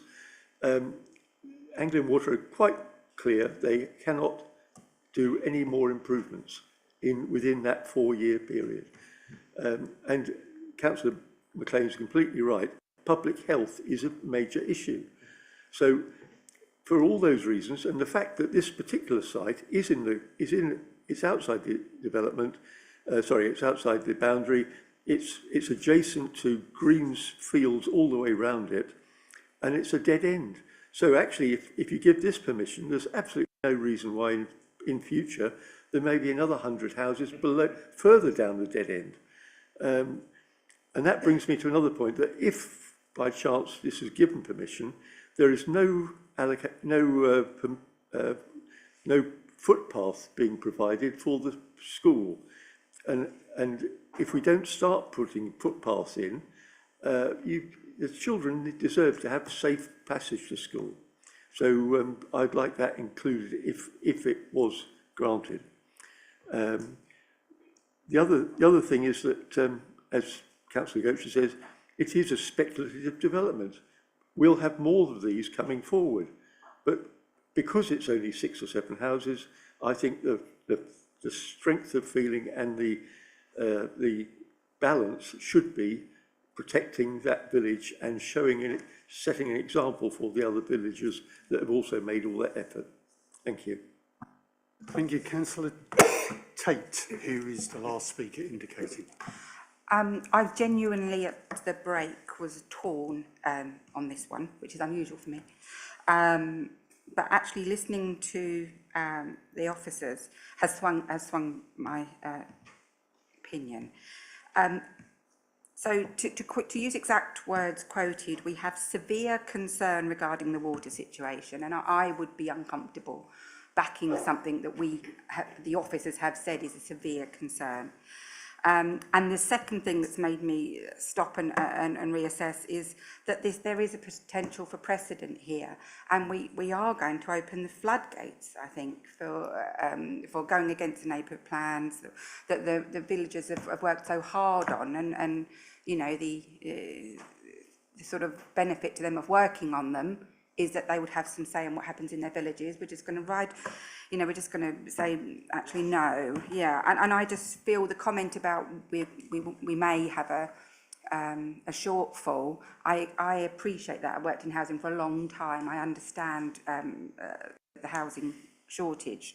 However, I don't think we can use a shortage in housing supply as an excuse to ride roughshod over neighbourhood plans or to approve, applications that we wouldn't otherwise approve. And so for those reasons, I can't support the plan, I'm afraid. Thank you, Councillor Tate. I've got a question myself. I hear the points raised about Anglian Water, and in particular, Councillor Davison talks about having spoken with someone within what is a private company, saying they have a budget and they're in danger of breaking their budget. They are also a private company that has a public legal duty and a statutory responsibility. So whilst that discussion was about a company's budgets, which ultimately are determined by protecting their bottom line and giving value to their shareholders, that has to be counterbalanced against a public duty to supply the capacity for water. So my question is, do they have a legal duty to have to provide the capacity, and what remedies in law is there should a statutory water provider fail to provide the capacity?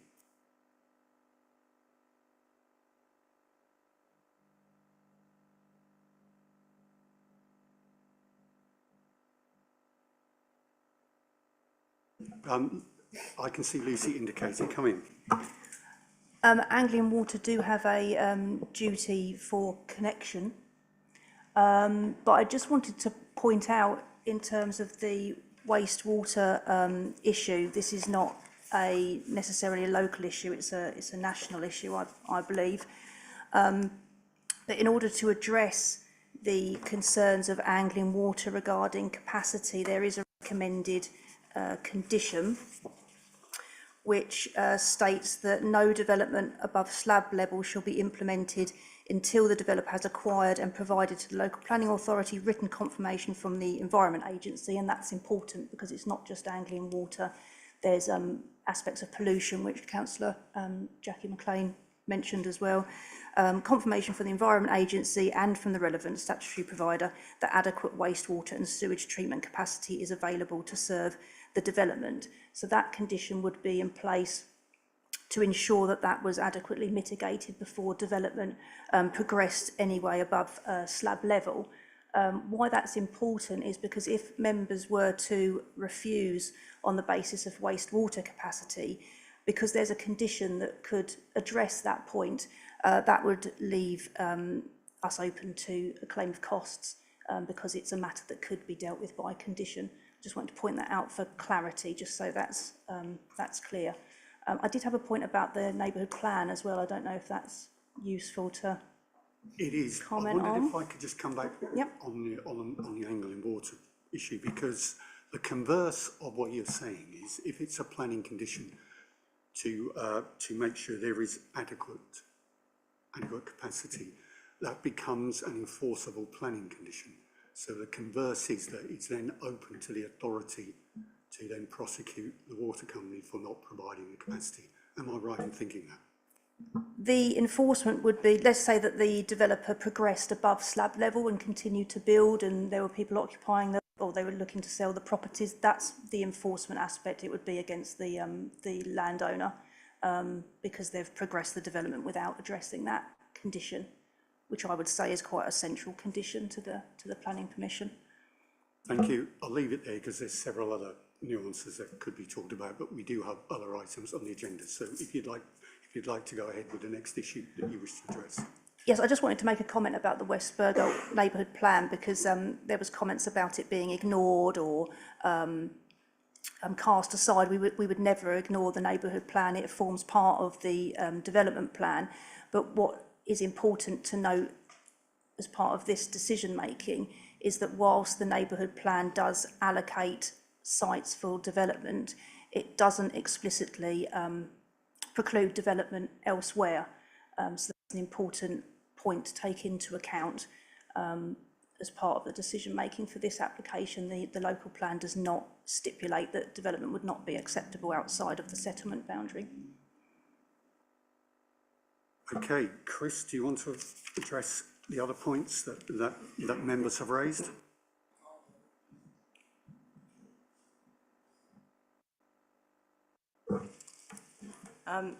Just to reinforce what Lucy said, first of all, no one's saying that neighbourhood plans are a waste of time, far from it. We've used them very well in areas including West Burgolt. But we can't treat areas with neighbourhood plans any differently to the rest of the administrative area. And neighbourhood plans go out of date just like local plans go out of date, so we need to be aware of that. What I do need to say, I prefer not to be saying it, is that there is no if about the 5 years supply, and it's nowhere near 5 years. Unless, of course, the only if is maybe the government will decide to change the methodology. I don't think that's very likely, do you? Or we could grant planning permission for all the speculative development proposals that we've currently got before us. At the moment, the floodgates, I would have to agree with someone that said it, the floodgates have already opened. It's too late to stop that. And I agree that development should be planned. And that's why we're trying to progress a local plan. Because the longer we don't progress it, the more delay that occurs, the more of these proposals are going to come before you at committee. We've currently got 4 large applications in, which will come to this committee if there's a resolution to approve, and there's about 10 preliminary inquiries or pre-apps currently in the system. They're all for major development proposals. So, you know, there's no ifs about the 5-year supply situation. We cannot rely on that suddenly becoming resolved within the next few months. So I think it's just important that you're aware of the severity of that when making the decision. Thank you. And can someone address Councillor Spindler's points about it being a small cul-de-sac, and can the GP take the extra numbers, i.e. infrastructure, and then trees? Who would maintain them? Oh, yes, Chairman, I'll go through the detailed aspects. So in terms of trees, the TPO trees, the canopies are well beyond the main garden areas of the dwellings. So perhaps it wasn't quite clear on the plan, it's quite a small plan, but the garden areas in the dwellings closest to the TPO trees do end before the canopies are met, apart from one small sort of section in one of the houses, but they're away from the sort of the canopies of the TPO trees. You can't just go lopping TPO trees without clearance, basically. So they are protected as such. In terms of other trees and hedges, we could put on planning conditions about retention and maintenance for a period of time. For future trimming, then that's probably a matter between the developer and the owners of the site.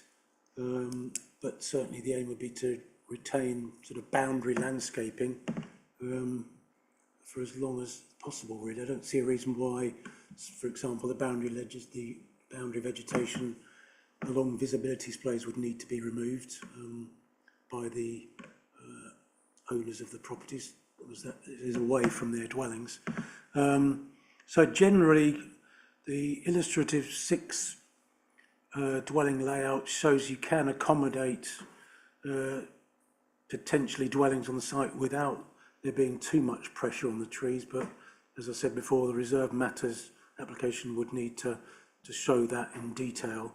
It looks like there is potential, but we would need to carefully condition retention of vegetation, make sure there's not undue pressure for removal of trees in future, but that's fairly standard for a lot of sites.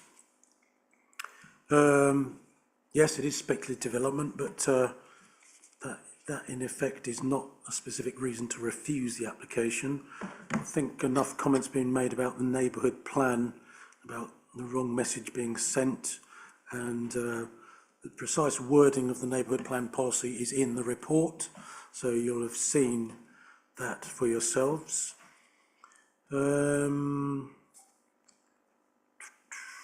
Yeah, there will need to be the 10% biodiversity net gain, and I think that will be done by the purchase of credits. I think Lucy's covered the wastewater aspect, but what I would say is that this issue arises in a lot of villages nowadays, and the way forward is to put this condition on. The alternative would be to refuse all residential development in that area, which I don't think is feasible. Anglian Water does have a statutory duty to provide capacity, and the best way of approaching that would be to put this condition on. So there won't be building above slab level unless the requirements are met for capacity. So there won't be pollution as such, because they can't build above slab level until that capacity is provided. So that is a sort of an ironclad of stopping pollution until that capacity is there, basically. If there's anything else that wasn't covered. Did you cover the bit on the GP numbers? The what, sorry? The GP numbers, additional capacity on the surgery. Councillor Spindler. Not necessarily, but the contributions do go towards community facilities. Yeah, I don't know what the capacity is of the doctors, etc., but there are. Yeah. No, I don't recall them making an objection, but there are unilateral undertakings to get community money, but I don't think that necessarily goes to the doctors, to be honest.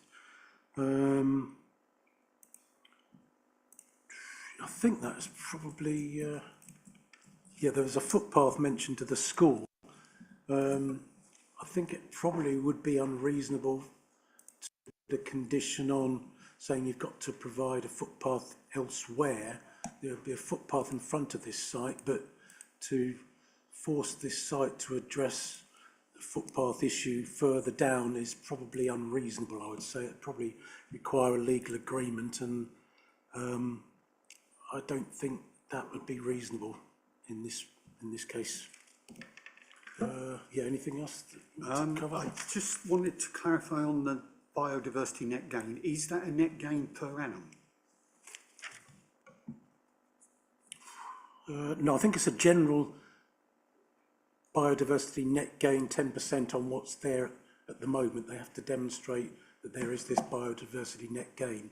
And you can do that either by on-site or you can do it by purchase of credits for sites elsewhere, which then provide that gain, basically. So it's based on an analysis of what is there, and then you have to provide the 10% either in credits or on-site. Thank you for that. So members can see transparency why I asked the question, that if a site is passed and then becomes subject to a management plan and an agreement, and the biodiversity has to be increased 10% every year, you can see a potential for escalating costs for the residents. So that was the reason I sought clarification on that point. So Robert, you wish to come back? Yeah, just to clarify the footpath suggestion, that on your illustrative drawing that you've shown, Chris, there is a strip alongside the road, and I was only referring to the bit in front of, as part of that site, because at least then you are making a footpath, and hopefully in time the rest of it will be provided. And on biodiversity net gain, the developer has to maintain that for 30 years, wherever it is. So I wonder if Karen could give us some clarification on that. So having put in a 10% uplift, they've got to maintain it over 30 years, so that guards against any degradation, I take it. Yeah, Karen's given a nod, so hopefully you're all clear on that. Karen, you wish to speak? Oh, just to clarify that the West Bergholt surgery is taking new patients. You can register.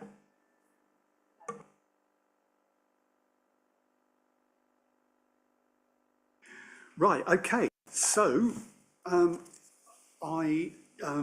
members have had a chance to debate and ask questions and discuss, and the officers have come back on the questions. I can't see any further points of debate or questions, so there is it's time to make a proposal. There is a proposal which is delegated authority to approve subject to consideration of any further comments received following the consultation. I think in fairness to what's being proposed, I'll propose that, and if anyone wants to then amend it, you can. So have I got a seconder? Councillor Harris is seconding me. Are there any amendments to that proposal? I can't see any. So therefore, do members wish to debate that proposal, or shall we go to a vote? Not seeing anyone put their hands up. Okay, let's go for a vote. All those in favour of that proposal, please show. 2 votes in favour. Okay, all those against, please show. 7 votes. Right, any abstentions? Okay. Officers, where does that leave us? So that recommended decision. Yeah, so that recommended decision falls. So we haven't got a decision. So is there anybody that wants to recommend anything? Councillor Tate. Sorry, I recommend refusal. The grounds of all the things we've talked about. Oh, well, someone else can do it then. He's got a better versing than me, but yeah. Councillor Gocher.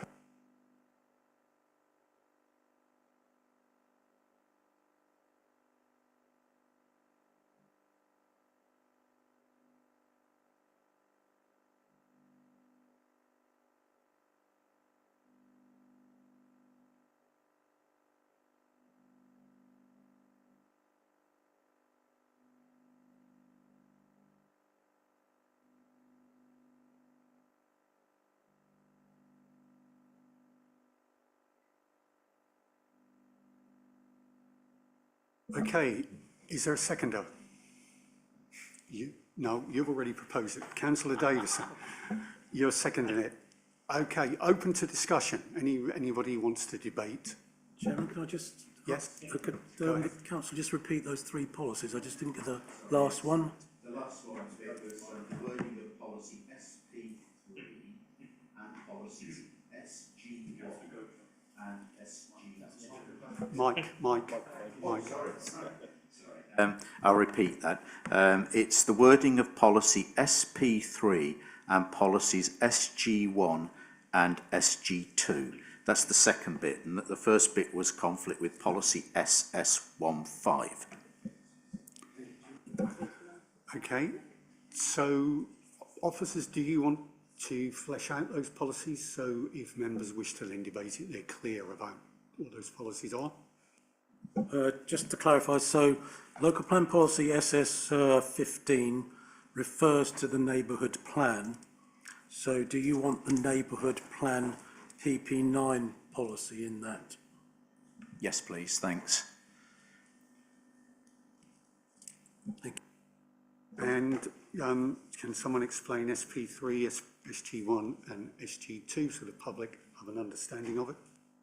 I suggest, Chair, that the proposer articulates what part of those policies there is conflict with. Okay, so your suggestion is that it's up to them to articulate the policies, and then that can be sense checked, I take it. Yes, because sometimes there can be conflict with part of a policy and not another, so it's important to get it right. Of course, we are here to be as transparent as we can be. So, Councillor Gocher, it's over to you. Have you read the policies? Would have to go back and read the policies, but I'm quoting from the report. I didn't write this report, so if officers could tell me why they included that phrase in the report, that would be useful.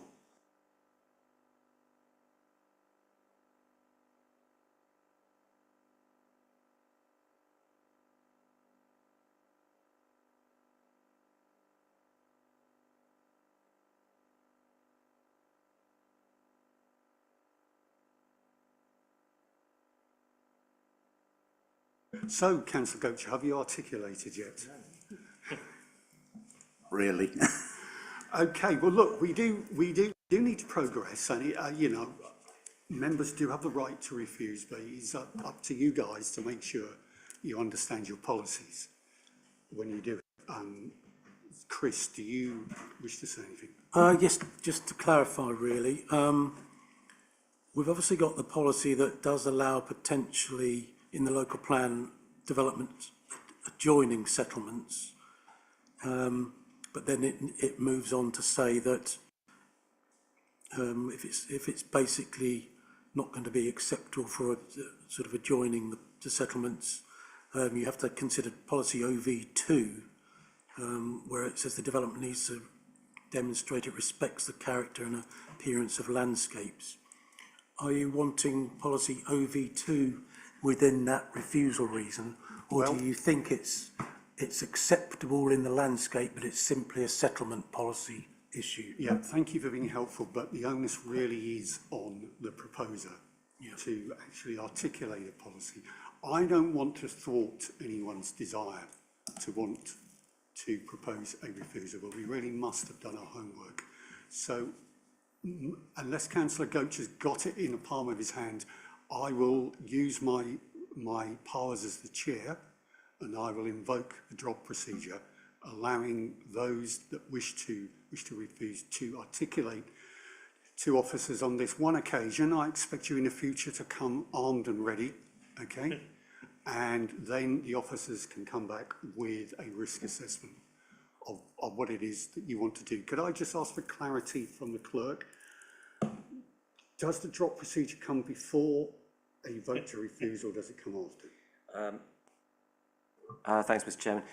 It comes after a motion is put to overturn the officer's recommendation, and after it's seconded, but before any vote is taken. So you've got the correct point at which to make it. Okay, so just for clarity for the public and members here, I'm invoking the drop procedure after the committee has articulated its wishes the best they can, and it's open to Councillor Gocher to then put further articulation, and the officers will produce a risk report and we will discuss this further. Thank you very much. Councillor Tate, yes. It is relevant to this and to in general. So in section 1717, it says, in terms of the impact upon the surrounding area, local plan policies SP7, ENV1, blah, blah, blah, are relevant.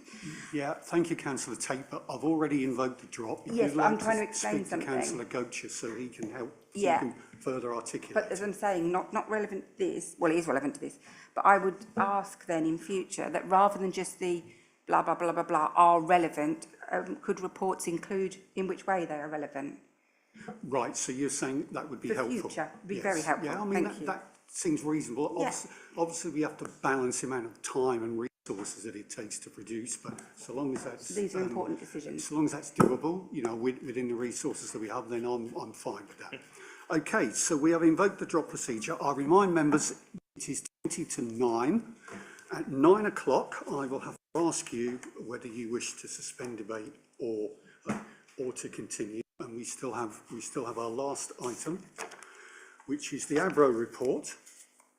And therefore, I propose to move on to that. I'm just going to find my crib sheet.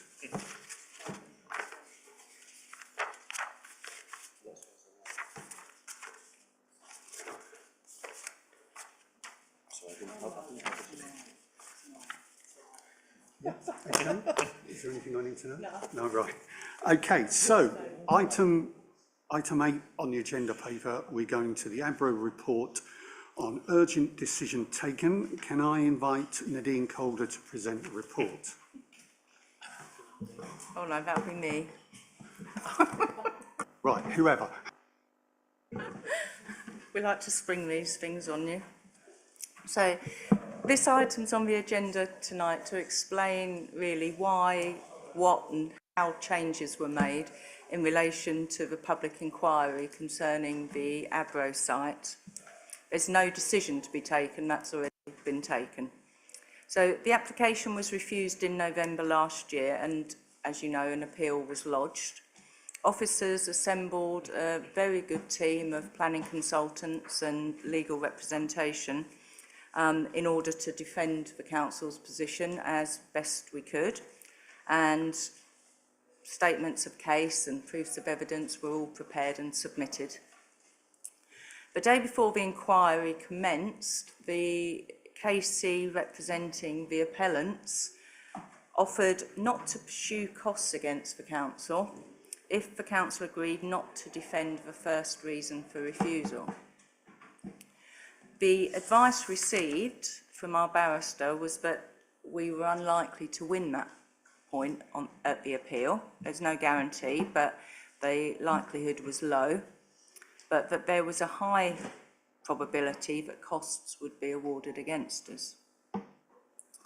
In light of this, a meeting was convened, and all those in attendance are set out in the report, paragraph 2.2, and it was held under the procedure rules related to matters of urgency. A unanimous consensus was reached by members that were present, and as a result, the principal design-based reason for refusal was not defended. It's important to note that planning permission was not granted by that decision being taken, and neither was the reason for refusal withdrawn. It still stood. It will now be for the inspector to come to a decision on the appeal as a whole. So that's all I intended to say, but happy, along with Nadine, to try and answer any questions members might have. But it is very much about the procedure tonight. Okay, so I'll move on to public speakers, and I'm going to take you one after the other for your allotted 3-minute times. You won't get the opportunity to come back. And could I invite Sir Bob Russell?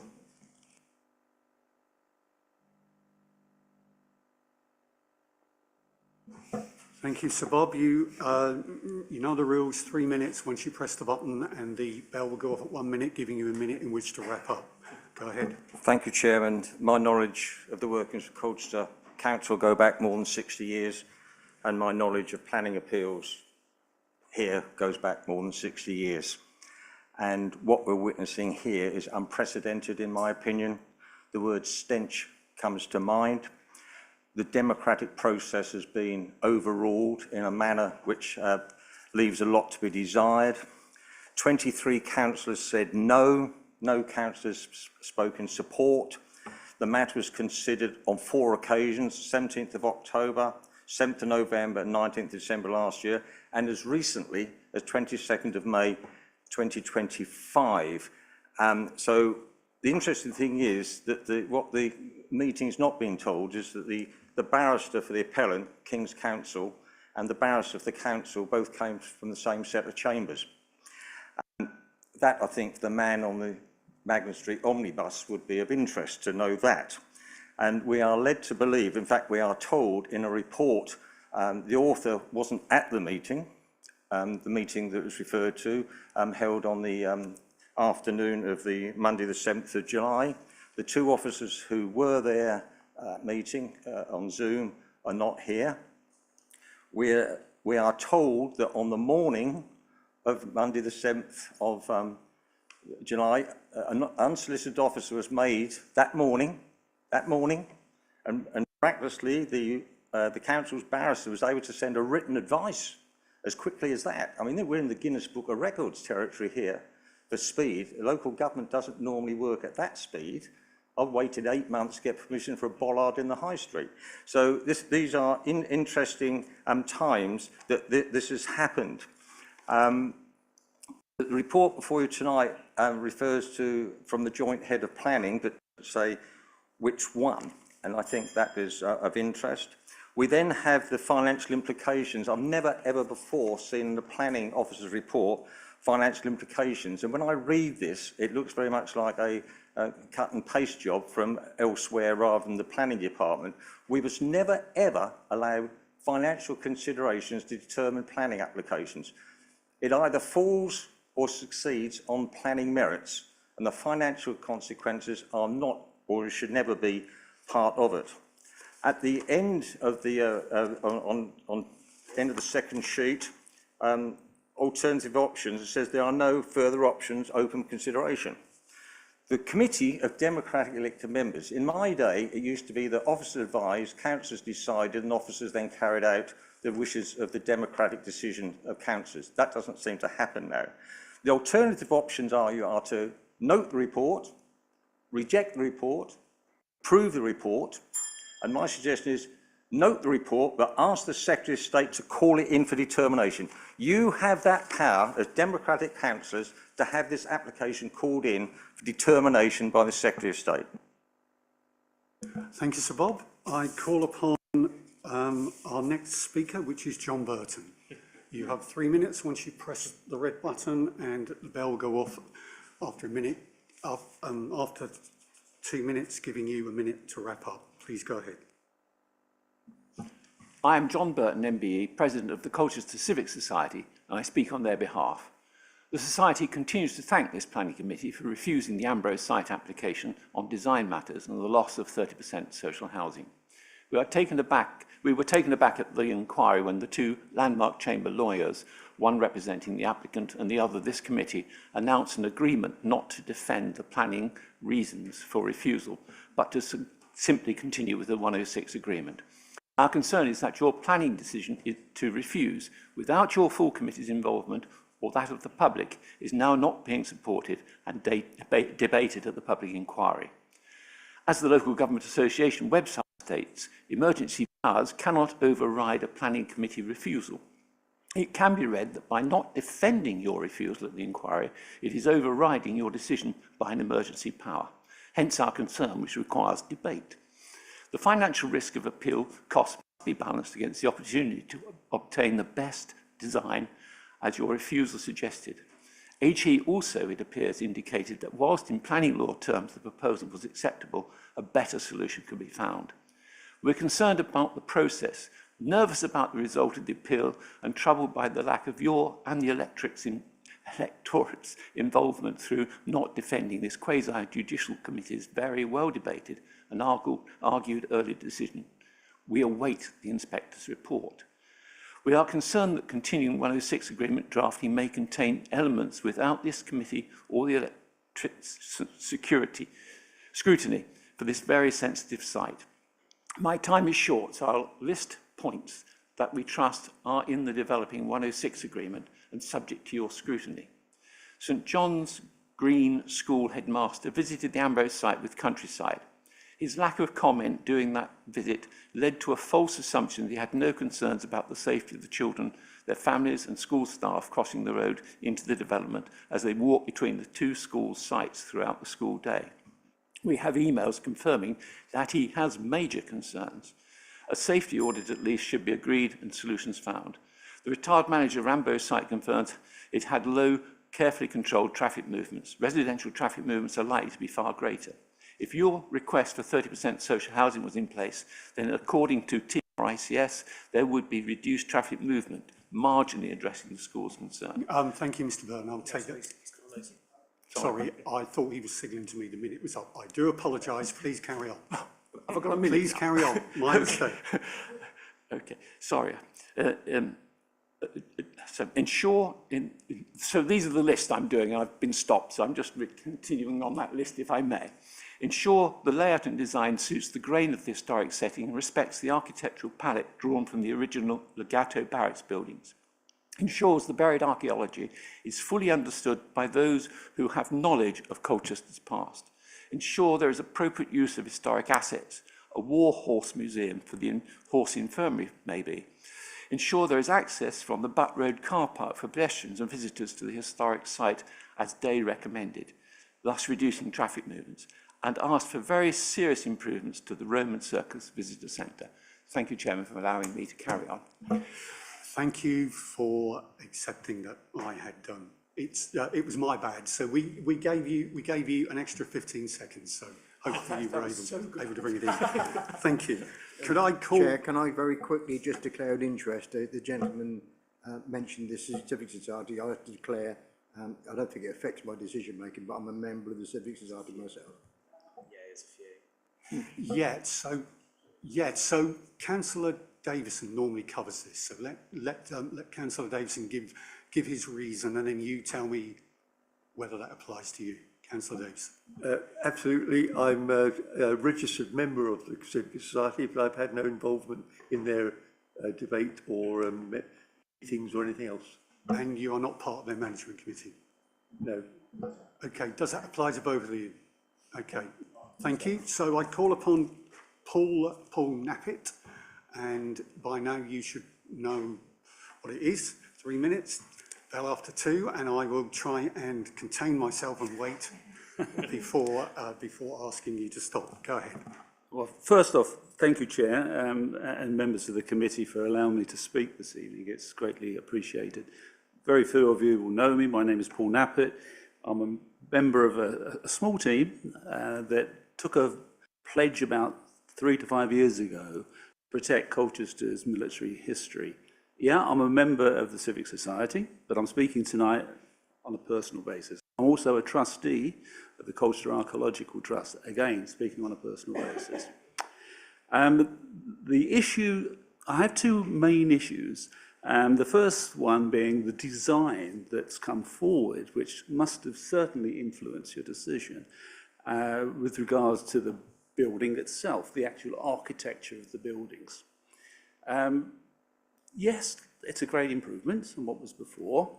However, what I will remind you of, it follows a architectural design that is in Flagstaff Road.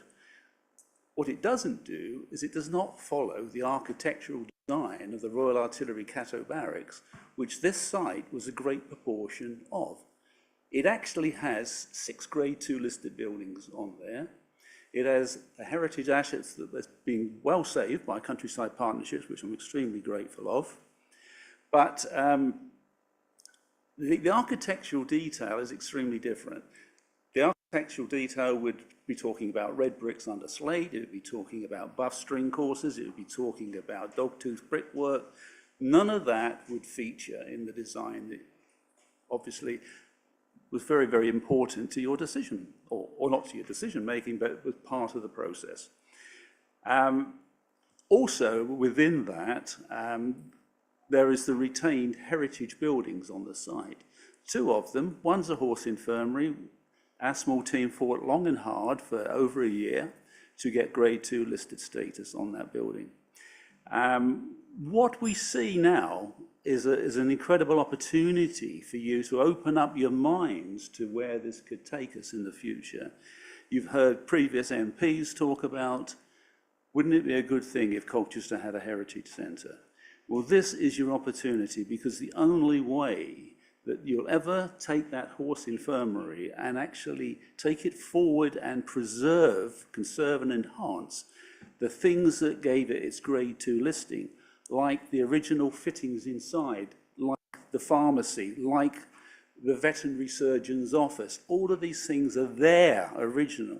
And what it needs is it needs to be taken now as a war horse themed visitor centre to enhance the attraction in this area of the Roman circus and the other things which are in that area. So it's a part of developing our tourist attraction. Thank you, Mr. Knappett. Thank you very much indeed. Thank you very much. Much appreciated. Okay, so I'm going to ask Dean and Karen whether they could address the points that have been raised. Go ahead. I can certainly start in terms of the report. Every report produced for the council now includes a financial section, so that's a requirement. And councillors did in fact decide the way forward, albeit a smaller group of councillors at the meeting of the 7th of July. It wasn't officers that made that decision. Just wanted to point that out. And in terms of the procedure, it is, I'm not sure the link in the report actually works, but it is, as it forms part of the overall meeting procedure rules. So there is provision within that to undertake the action that was carried out.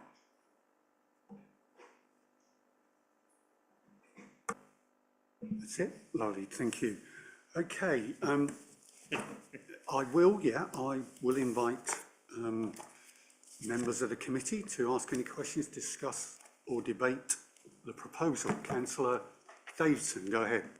Well, Chairman, actually, sorry, this is a point of clarification, because on 2.2 on the report here, it says the rule requires that the decision is reported to the first available meeting of the committee, so the members are appraised and the decision noted. There's no discussion. Okay, yes, my notes from our committee clerk is saying that I open it for discussion. Could you give us clarity on whether it needs to be, or whether, as Councillor Davison says, he can propose no discussion? Just going to double check the wording, Mr. Chair.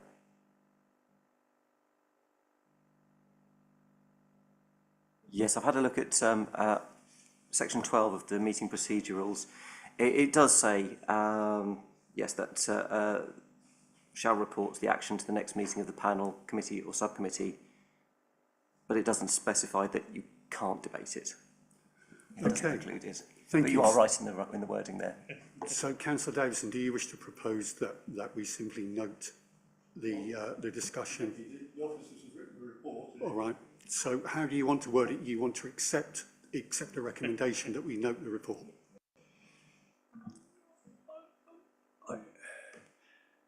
I'm not trying to stifle debate, but we were in a difficult place and the decision was made on information given. And I feel that if the wording is correct, it says appraised and the decision noted. There is no, it's not explaining that we can.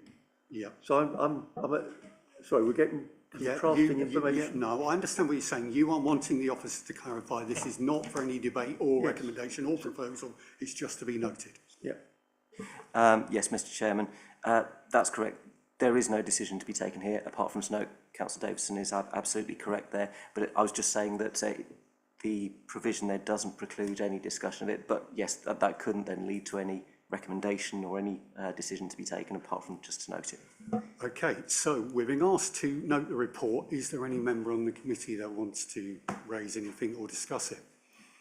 I can't see any hands, so therefore I will decide that this report has been noted, and I thank you all for your time, and I will close the meeting. Thank you. I'm being told we need a show of hands, so we are making a decision. Show of hands, please. Just to note it, to note the report. 5, 6, 7. Yes. Yeah. Does that you've received? Right. This is just to note, as in to confirm that you've received it. Can we have a show of hands again, please, so we can be clear? You don't have to vote for this if you don't want to. You can abstain. Unanimous, Mr. Right. Chairman. It's unanimous. Thank you.